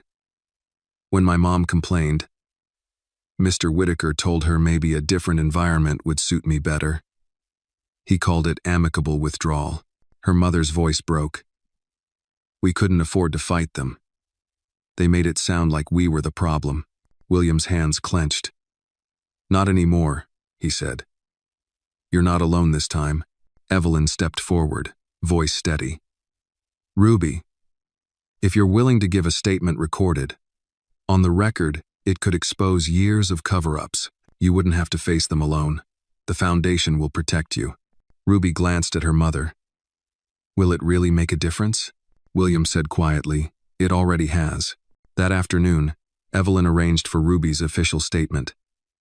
The girl spoke bravely, recounting the names, the dates, the words said to her in hallways that smelled of polished wood and quiet hate. Her voice trembled, but she didn't stop. When the recording finished, even Evelyn's eyes were glassy. William rose, offering Ruby his hand. You just did something most adults never have the courage to do. Ruby smiled shyly. I just want them to say sorry. They will, he promised, and if they don't, the world will. That evening, Tanya called. Is it true? She asked. There's another girl? Yes, William said. Her story matches everything we've suspected. This goes deeper than we thought. Tanya was silent for a moment. What happens now? Now, he said, we make sure the truth gets out. 2 days later, the story broke. Evelyn released Ruby's testimony to the press along with supporting documents. Within hours, every major outlet was running it. Headlines read, New evidence suggests years of racial discrimination at Elite Academy. The response was instant and explosive. The school board announced an emergency review. Parents demanded accountability. Social media erupted in outrage and solidarity. Meanwhile, in her office, Mrs. Bloom watched the news coverage, her hand trembling around a glass of scotch. "He's burning the place down," she muttered. "That self-righteous man is going to destroy everything." Whitaker, seated across from her, looked pale. "If this goes to court, the donors will abandon us. We'll lose accreditation. You should have controlled it," she snapped. "Instead, you let it spiral." "Me?" His voice rose. "You're the one who wanted to dig into his past. Now he's untouchable. He's the man protecting children while we look like monsters." Mrs. Bloom slammed her glass on the table, shards splintering across the wood. "Then we find something. Anything. Everyone has a secret, but William's only secret was pain, and that was something they couldn't weaponize anymore." That night, he walked into the Foundation's new office, a converted brick warehouse on the South End. Volunteers worked late, answering calls and sorting donations. The energy in the room felt different now. Alive, electric, hopeful. Tanya and Anna were there too. Anna was helping a volunteer stamp envelopes, her laughter ringing through the space. Tanya turned as he entered, smiling softly. "You look tired," she said. "Feels like I've aged 10 years in 2 weeks, he admitted. She handed him a cup of coffee. "Worth it?" He looked around the volunteers, the families who had found the courage to come forward. Anna's bright smile. "Every second." Anna ran up, holding another drawing. "It's you again," she said proudly. "But this time you're holding a big light, and everyone's following you because it's dark." William knelt, studying the crayon lines. "That's a good light," he said. "It's justice," Anna said. "Mommy told me sometimes justice is the same as light." He smiled. "Your mom's right." When he left that night, the city was quiet. For the first time in years, he didn't feel like he was driving through shadows. He felt like he was driving toward something. As he turned onto the main road, his phone buzzed Evelyn again. "The state attorney just called. They're opening a formal investigation." "Whitaker's done." William exhaled, eyes closing briefly. "It's starting," he whispered. Finally, but far across town, in a dark corner office, Mrs. Bloom poured another drink and stared out at the skyline. "If he wants a war," she said quietly to herself, "then we'll give him one." The morning Boston Globe headline read, like a thunderclap. "State launches investigation into Hawthorne Academy. Former headmaster and donors under scrutiny." News vans lined the street outside the academy gates.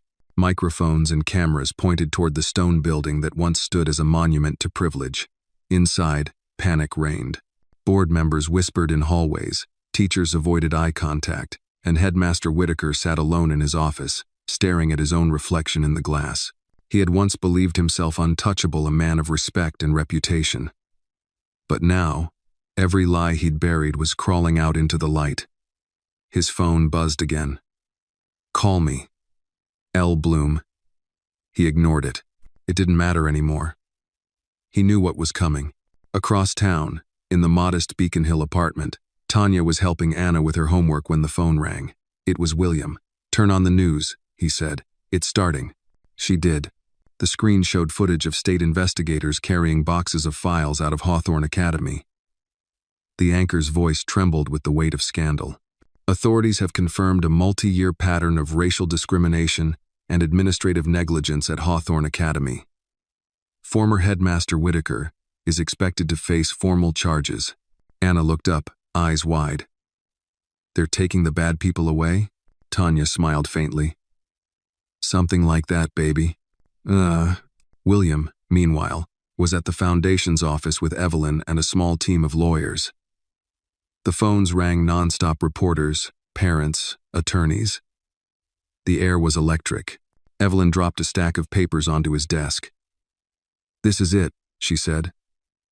"You wanted justice? You've got it." William looked down at the headlines flashing on the screens. "Anonymous witness confirms years of abuse. Elite school faces legal reckoning." He exhaled slowly. No, he said. We've only started. Justice isn't headlines. It's what comes after. Evelyn studied him. You still don't look happy. He shook his head. I didn't do this to be happy. That afternoon, Ruby Daniels and her mother visited the foundation. Reporters had been calling nonstop, but Ruby refused interviews. She just wanted to see Anna. When the two girls met, there was an instant connection like survivors who didn't need to explain what they'd endured. You're brave, Ruby told Anna. Anna smiled shyly. So are you. The sight made Tanya's throat tighten. She turned to William. You gave them that, she said quietly. He shook his head. They gave it to each other. Later that evening, Evelyn called William into her office. Her tone was different, measured, cautious. We've got a problem, she said. Mrs. Bloom's team isn't backing down. They're accusing you of slander through reckless philanthropy. They've filed a civil suit. William raised an eyebrow. They're suing me for being decent? They're suing you for costing them millions in reputation and contracts. They'll claim you exaggerated the evidence to damage their interests. It's a smear tactic, but it'll make noise. Good, he said evenly. Noise means the world's still listening. Evelyn sighed. I've seen men like you burn out, William. Be careful you don't mistake martyrdom for victory. He met her eyes. And I've seen people like you mistake safety for peace. Amen Segan. That night, Tanya found William sitting alone in the empty foundation hall. The volunteers had gone home, and the rain had returned, drumming softly against the old brick windows. You didn't go home, she asked. He smiled faintly. Haven't had much of a home to go to lately. She sat beside him, folding her arms. You could stop, you know. Let the lawyers handle the rest. He shook his head. If I stop now, I tell every child who's been hurt that truth only matters when it's easy. Tanya studied him in silence for a moment. Then she reached over and placed a hand on his. You remind me of my father, she said softly.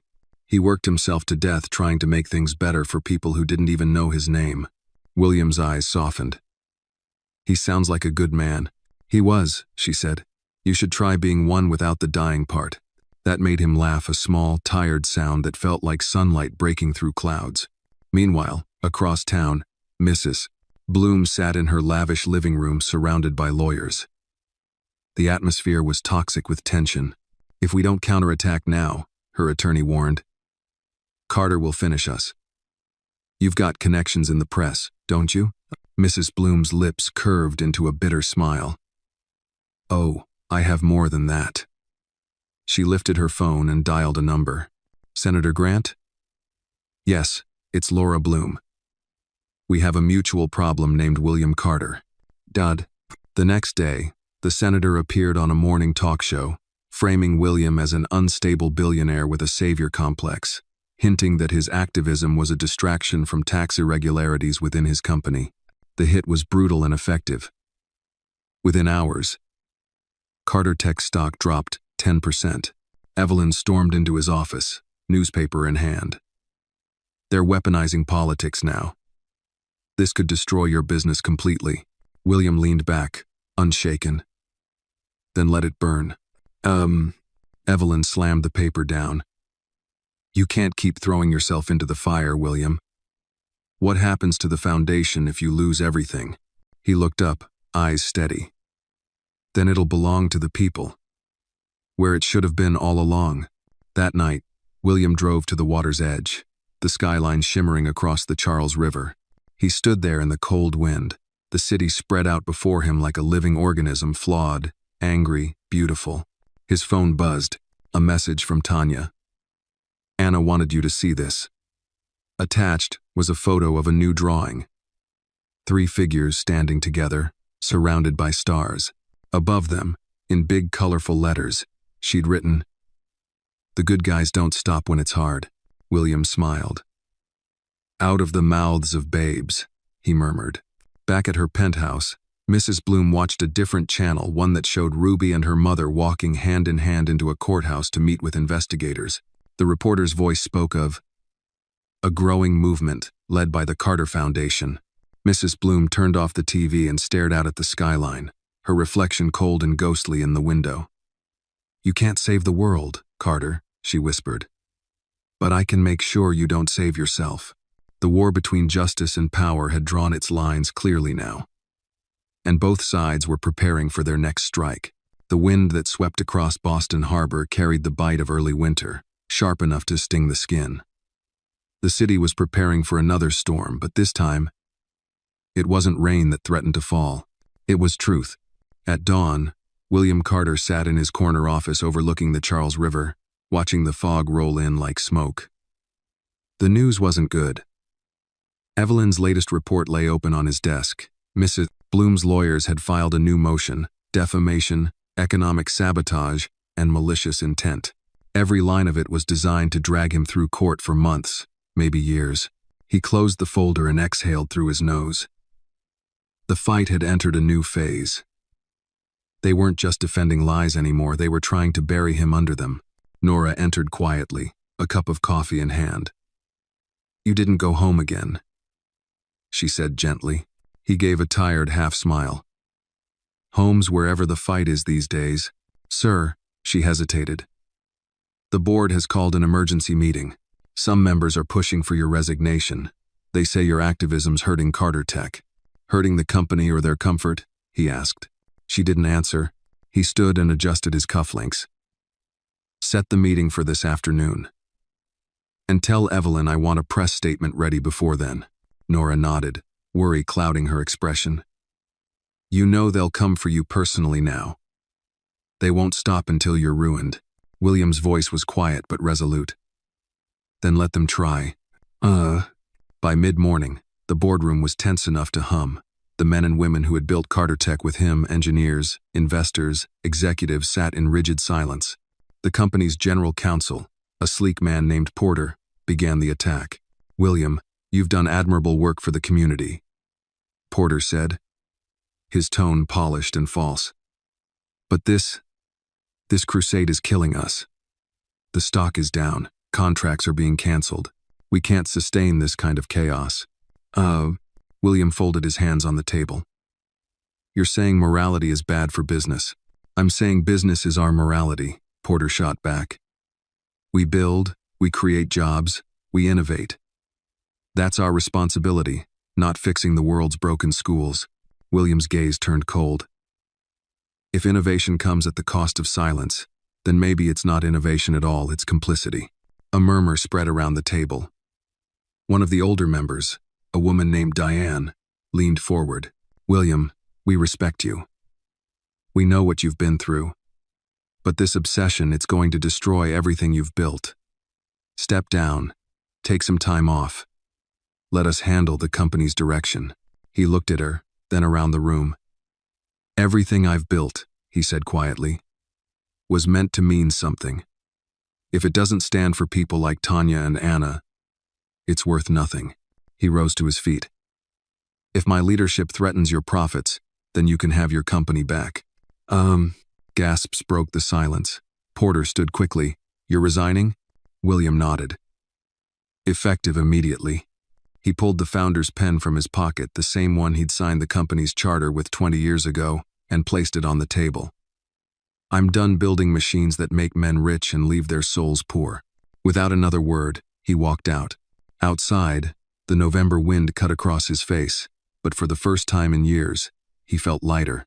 That evening, he met with Evelyn at a small diner downtown, the kind with cracked booths and a neon sign that flickered weakly against the rain-streaked window. She was already there, sipping black coffee.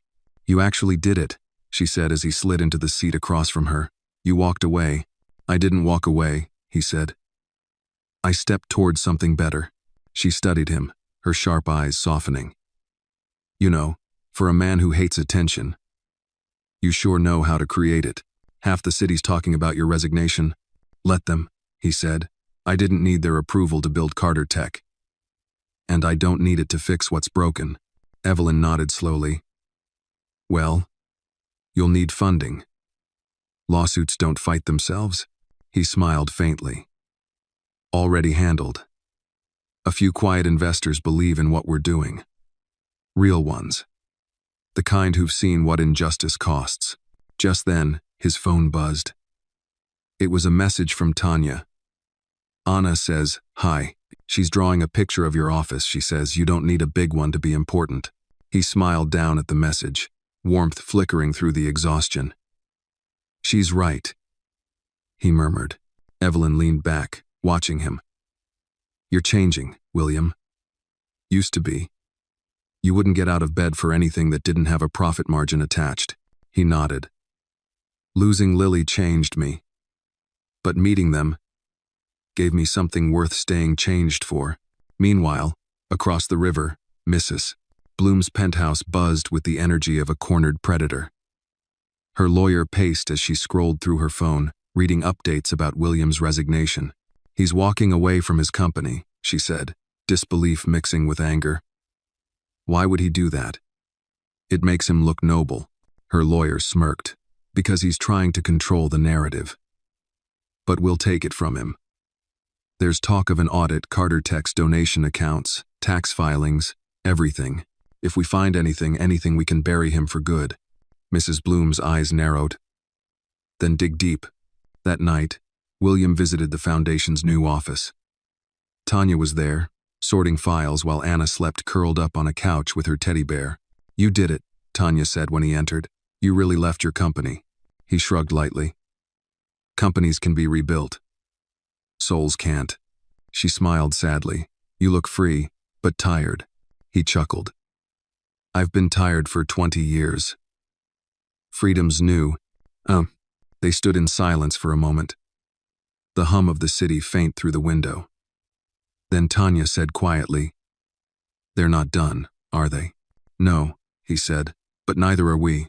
He reached into his coat and handed her an envelope. Inside was a document titled, "The Anna Foundation Trust Agreement." "This makes you co-director," he said. "If anything happens to me, this doesn't stop. You keep it alive." Her breath caught. "William, I can't." "You already are," he interrupted softly. "You're the reason this exists." She looked at him for a long time, eyes shimmering. "You know, you could have stayed quiet. You had everything." He smiled faintly. "That's the problem. I had everything except peace." Outside, snow began to fall soft, silent, and steady. William stepped to the window, watching the flakes gather against the glass. "Tomorrow," he said quietly, "the real fight begins. They've lost control of the story, so now they'll try to destroy the storyteller." "No." Tanya joined him at the window, her reflection beside his. "Then we'll tell it louder." He turned to her, and for the first time in months, he let himself smile, tired, genuine, human. "Then let's make sure they hear us." Snow lay thick on the sidewalks, the morning the audit notices arrived. The city had quieted under its white blanket, as if even Boston held its breath to watch what would happen next. William Carter read the letters in his kitchen, the edges of each envelope stark against the dark wood table. They were precise and merciless.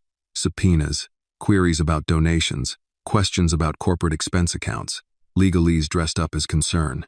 The message was clear: fight me through paper and procedure until the fire went out. Nora called first. "Board members are calling again. They want a statement," she said, voice thin with the strain of too many conversations. "Porter's drafting one that suggests you've endangered shareholder value. Tell them I'll make a statement this afternoon," William said. "And tell them the truth." He hung up and watched the snow fall in steady, impatient lines. Truth had become a commodity in this fight, valuable, volatile, and fiercely contested. At the foundation, volunteers were stacking winter coats and preparing warm meals for families who'd been quietly affected by the Academy's policies. The Anna Foundation had become more than a headline. It had become a place where people found voice and warmth. Tanya moved through the rooms with a quiet authority now. Sleeves rolled up, hair tucked back, giving directions, signing thank you notes, and listening to stories. She had learned to hold small, fierce hope in one hand and stubborn pragmatism in the other. The trust William had put in her was not paperwork. She carried it like a mantle. "Are you okay?" she asked him later, when he stopped by the sorting room with 2 thermoses of coffee. He handed her one. Steam curled up between them.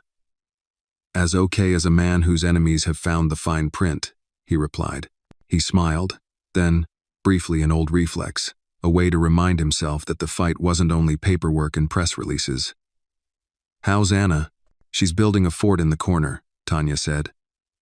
"She invited 3 kids from the neighborhood." Her voice warmed. "She calls it the safe place." William pictured Anna under a blanket, crayons scattered around her, determined to make a world where children were welcome. It steadied him more than any legal victory could. The Foundation's Twitter feed was a steady drumbeat of human stories, testimonies from parents, photos of packed food boxes, a slow but sure flood of community support. Donors trickled in, small at first, a retired teacher's modest check, a local bakery's pledge to donate bread each Saturday, then larger gifts from people who wanted not to be seen but to mend what had been torn. The board of Carter Tech seethed, but the public saw a company giving its leader the freedom to do what felt right, rather than what appeased the powerful. Mrs. Bloom's campaign, however, was relentless. The audit was followed by a leaked insider memo to a tabloid hinting at William's reckless spending and questioning whether the Anna Foundation was a vanity vehicle. Old portraits from William's family house were pulled into op-eds that suggested a man haunted by loss had gone too far to wash his grief in public. Senator Grant's office floated rumors about tax irregularities. The smear train worked like an old machine, noisy, dirty, and designed to confuse. William read each article with the same unhurried face. The words stung, but they did not surprise him. What did surprise him were the letters from ordinary people that arrived in the afternoon's notes folded in careful handwriting, cookies wrapped in foil, a shoebox of thank you drawings from children. A retired plumber wrote about the time his daughter was humiliated by a private school, decades ago, and how he had never been able to do anything about it. A former student of Hawthorne sent a single sentence. "You made me believe my story matters." Those scraps of humanity built a wall around him no audit could breach. Then the subpoenas became court filings, and the filings became a calendar of hearings. The Foundation's legal team moved like clockwork. Evelyn was a calm storm at their center, calling witnesses, lining up depositions, and prepping Ruby and Margaret for testimony. Ruby, now more poised and solid in her truth, practiced telling her story in a room that smelled of coffee and printer ink. Margaret, resolved but weary, kept a steady hand on the folder of documents she had once thought no one would ever read. "You've got the good side," Evelyn said to William one morning during a break. "History tends to reward the noisy minority who do not give in." He thought of Lily's drawing on his wall and the crayon sun Anna had taught him to look for. "Then let history come," he said. "We'll meet it standing." The Foundation organized a community forum, a public space where parents, teachers, and former students could speak without lawyers or cameras interrupting. The town hall felt like an old church on a weeknight, rows of folding chairs, a trembling mic, and the smell of winter coats. People filed up with stories that stitched a wider map of hurt incidents dismissed as kids being kids, patterns that spelled out systematic neglect. Each testimony added weight to the case and, more importantly, to the public's understanding that this was not an isolated event. On the 12th day of hearings, the state attorney called to say investigators had found discrepancies in the Academy's official records, emails overwritten, complaints misfiled, staff evaluations that never matched internal logs. The language of the audit, the fence of legalese, was cracking under the light. Mrs. Bloom's legal team grew louder in the press, and yet, inside the courthouse, their confident posture began to bend under the cumulative gravity of documented testimony. That was when the first real blow came not to the Foundation, but to William personally. A financial partner, spooked by the senator's insinuations and the tabloid noise, pulled millions from an ongoing project. Carter Tech stock dipped again. Board members sent curt, almost formal messages urging him to step back. The company's institutional lawyers sent a polite notice about fiduciary responsibility. It was a reminder of how fragile the structures were that he had once revered. He watched the market numbers scroll across his phone and then turned it off. The newsrooms were fulsome in predicting his downfall. The op-eds called him reckless, a billionaire bleeding his company dry for a cause. But the volunteers in the sorting room kept stamping envelopes. Kids at the fort kept giggling under their blankets. And outside the Foundation, a line formed of people who needed help, and had nowhere else to go. One afternoon, as the hearings paused for the weekend, Anna tugged at his sleeve and handed him a new drawing. It showed 4 figures now: Anna, Tanya, Ruby, and William standing at the foot of a staircase. Above them, in big green letters, "We climb together." Beneath that, in smaller scrawl, Anna had written, "The good guys don't stop when it's hard." He folded the drawing gently and placed it into his inner jacket pocket, next to the handkerchief he'd kept since the first day. It was a small, private talisman, proof that the right thing could still be tangible. That week's hearing ended with a public statement from the state attorney. An independent review would proceed, and evidence of mismanagement would be forwarded to prosecutors if warranted. The line between rumor and accountability had begun to blur. Late that night, after the day's work and the staff's exhausted goodbyes, William stood in the foundation's empty hall and let the silence envelop him. It wasn't the silence of defeat. It was the hush of a room full of potential. He thought of Lily and the ways a man might atone without theatrics: by action, by tending, by refusing to hide. Outside, the city's snow had deepened. He pulled on his coat and stepped into the flake-silver night, walking without destination until the glow of a street lamp painted his path. He felt the strain of the weeks in his shoulders, but he also felt a steadying that had nothing to do with opposition. It was the knowledge that people had started to listen, and when people listened, institutions trembled. He walked home beneath the soft fall, clutching Anna's drawing like a map, and thought, not of the lawsuits or the stock price, but of the small hands that had trusted him. For now, that was enough. Snow still powdered the edges of the city when William woke before dawn, the kind of pale blue light that blurs the difference between night and morning. His phone was already buzzing: Evelyn, Nora, the foundation, even the mayor's office. The world outside was moving fast. The audit had triggered a second wave of investigations: tax, ethics, education oversight, and Boston's most powerful families were circling the wagons. William splashed cold water on his face and stared into the mirror. The lines around his eyes looked deeper than ever. He wasn't afraid of losing money. He was afraid of losing focus. He dried his hands, reached for his coat, and walked out into the freezing air. At the Anna Foundation, Tanya was already there, sipping coffee and reviewing a stack of mail. "You're up early," she said with a tired smile. "Couldn't sleep," he replied. "Feels like the city's holding its breath." "It is," she said. "People are watching you." He smiled faintly. "That's what worries me." A knock came at the door. Nora stepped in, cheeks flushed from the cold. "Sir, we have company. The Globe wants an exclusive interview before tonight's hearing." William hesitated. "No PR." "Not PR," Nora said. "A chance to tell the truth before someone else rewrites it." Tanya nodded. "She's right. Let people hear from you, not your enemies." He exhaled slowly. "All right, set it up." By noon, he sat across from journalist Rachel Kim, a woman in her 50s whose reputation was built on chasing political hypocrisy. Her recorder sat between them.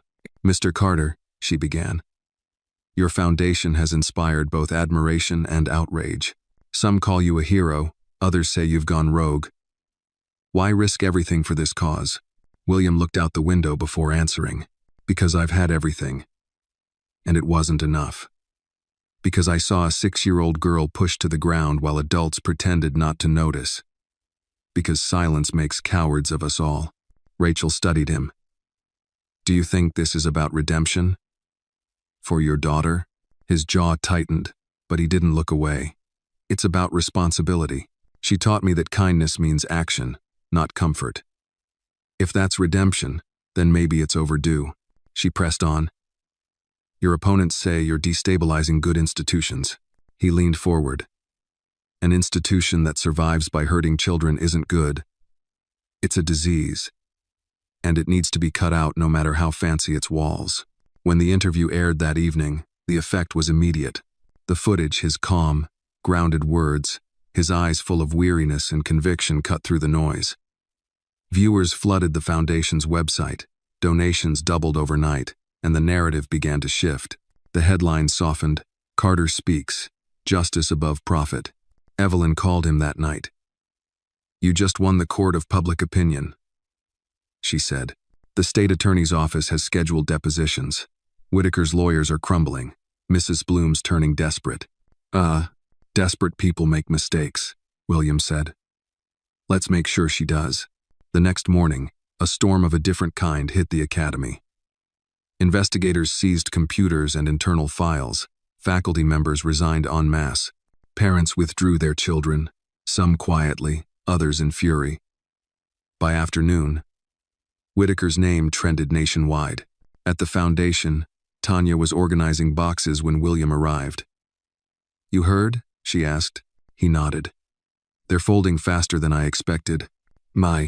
She hesitated. "And you? You don't look happy." "Justice isn't joy," he said softly. "It's balance. Sometimes balance feels heavy." Anna came running up then, holding a drawing. "Mr. Carter, look, it's the school, but now it has new teachers and everyone's smiling." He crouched down to look. "That's how it should be, Anna. Will it really be like that?" she asked. He smiled. "Someday. Because of you." "Oh." Later that evening, William and Evelyn attended a closed-door meeting with the state attorney. The office was dimly lit, the air thick with seriousness. "We have enough," the attorney said. "The academy's leadership will face charges, negligence, discrimination, obstruction. But there's something else." Evelyn raised an eyebrow. "Something else?" The attorney slid a folder across the table. "Financial trails. The Bloom family diverted academy funds into shell accounts, hundreds of thousands. We can't prove it all yet, but they're panicking. They're trying to move assets offshore." William sat back, expression unreadable. "So, it's corruption under the mask of education." "Exactly. And you're on every one of their call sheets." Evelyn turned to William. "We'll need to be careful. They won't go down quietly." He nodded. "Then we won't give them quiet." The next day, Evelyn held a press briefing announcing the state's findings. Cameras flashed as she read from prepared notes. What began as a single act of cruelty has revealed years of institutional neglect, financial abuse, and racial discrimination. Justice will proceed loudly. The crowd erupted in applause. That evening, as William left the courthouse, reporters surrounded him. "Mr. Carter, how does it feel to take down Boston's most powerful families?" one shouted. He paused at the top of the courthouse steps, snow swirling around his shoulders like dust from a long war. "This was never about taking anyone down," he said. "It's about lifting up those who've been ignored. Justice doesn't destroy, it rebuilds." The cameras caught it, the sincerity, the weight behind the words. It spread across screens within hours. Meanwhile, in her penthouse, Mrs. Bloom hurled a glass against the wall. "He's turning himself into a saint," she screamed. "Everything we do makes him look better." Her lawyer's voice was cautious. "The senator's backing away. The donors are distancing themselves. If you don't cut your losses—" "Never," she hissed. "If he wants war, I'll show him what power really looks like." That night, Tanya called William. "She won't stop, will she?" "No," he said quietly. "But neither will I."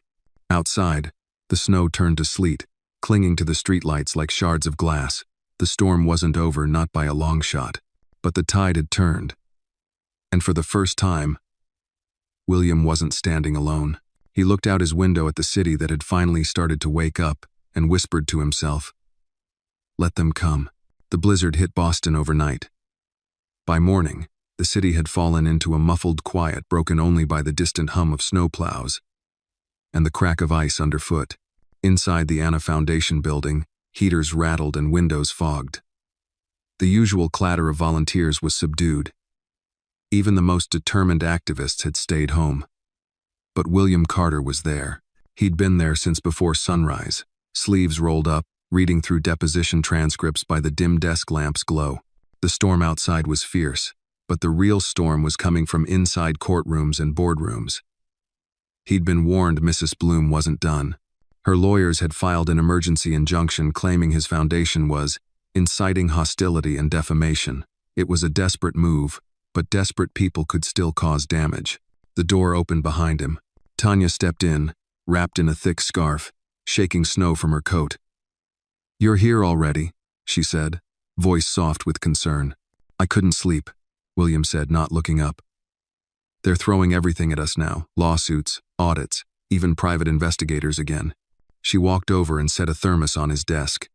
"Then you need to eat something. And maybe remember you're not doing this alone." He gave a tired smile. "Old habits die hard." Tanya hesitated, then said quietly, "You know, when this started, I thought you were saving us. Now I see you were trying to save yourself." He looked up, surprised. "I mean that kindly," she added. "You lost your daughter, and you thought helping us would heal that wound. But it's not about fixing pain. It's about learning how to live with it." He leaned back in his chair, studying her. "You're right," he said finally, "but I'd rather live with pain that means something than peace that doesn't." She smiled faintly. "Then at least eat the sandwich." He laughed softly, the first real laugh in days. At that same hour, across town, Mrs. Bloom was pacing her penthouse like a caged animal. Her lawyer sat on the couch, pale and tense. "We've got a bigger problem," he said. "The state attorneys expanded the investigation. They're looking into your real estate holdings, kickbacks, shell companies, even tax evasion." "Oh," Mrs. Bloom froze. "What?" He handed her a file. "Someone leaked internal memos, signed by you. The media hasn't seen them yet. But if Carter gets hold of this, then destroy it," she snapped. "You don't understand," he said. "It's out there. Someone inside your circle's flipped. Probably Whitaker. He's cut a deal with the investigators." Her expression hardened into pure fury. "That coward," she hissed. "After everything I did for him," the lawyer lowered his voice. "Ma'am, this is the endgame. If you keep pushing Carter, he'll bury you in discovery. If you stop now, you might survive it."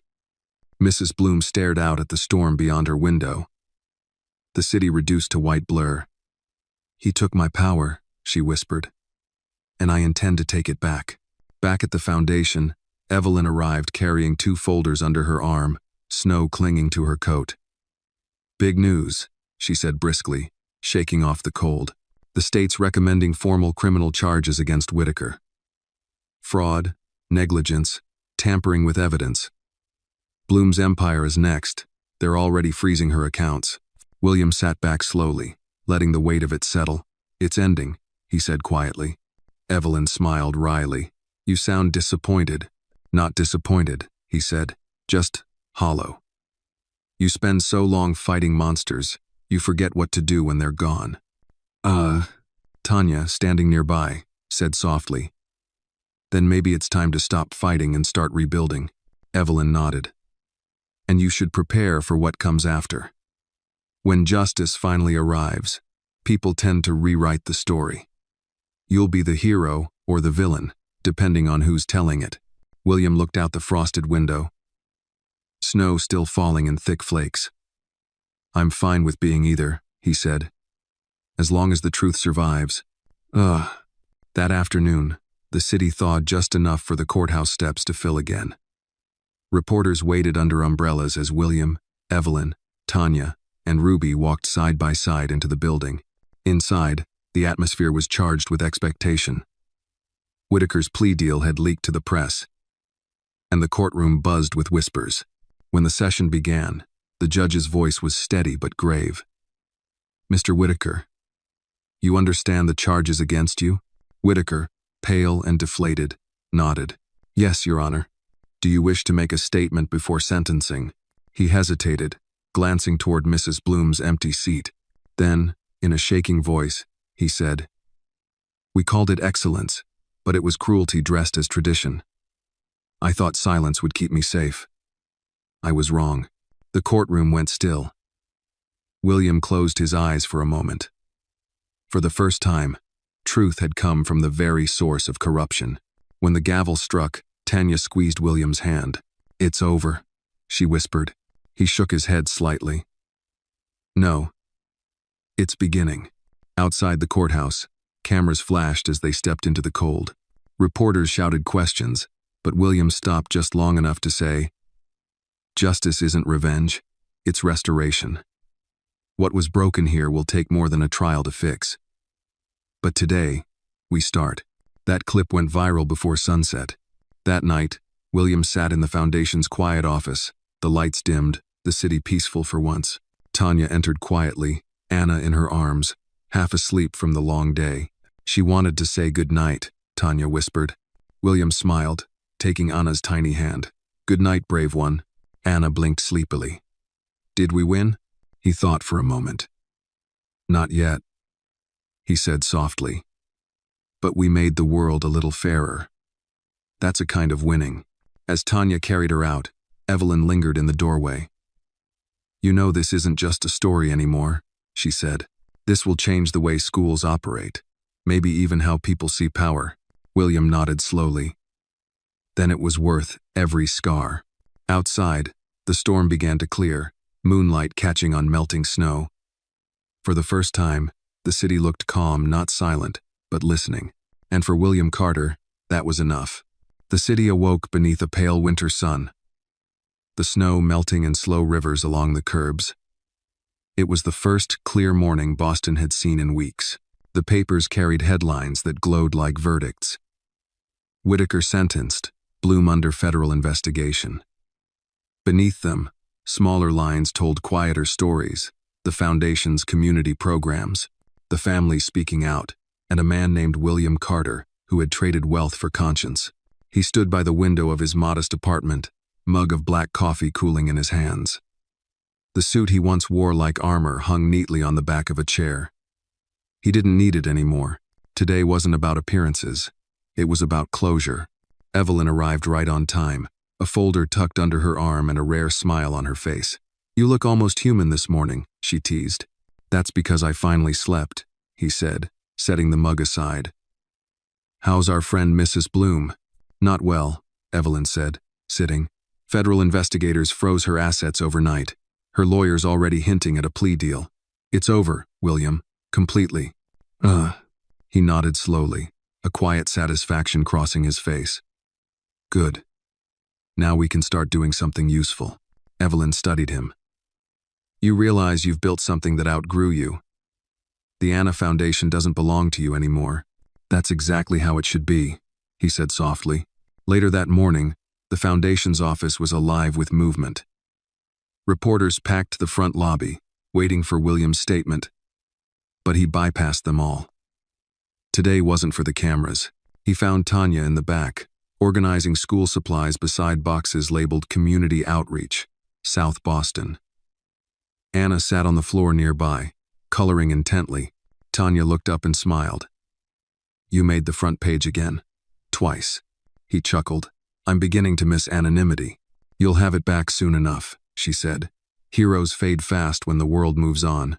I'm no hero, he replied. I just finally stopped looking away. Anna tugged at his sleeve, handing him a fresh drawing. It's you, she said proudly. But this time, you're smiling for real. He crouched down, taking the paper carefully. I think you might be right, he said. She giggled. Mommy says you're going to teach people to be kind forever. He smiled. No, sweetheart, you're going to. Later that afternoon, they all gathered in the old community hall where it had begun the same space that once hosted the first press conference. The chairs were filled with families, teachers, and volunteers. A new banner stretched across the stage. Kindness builds justice.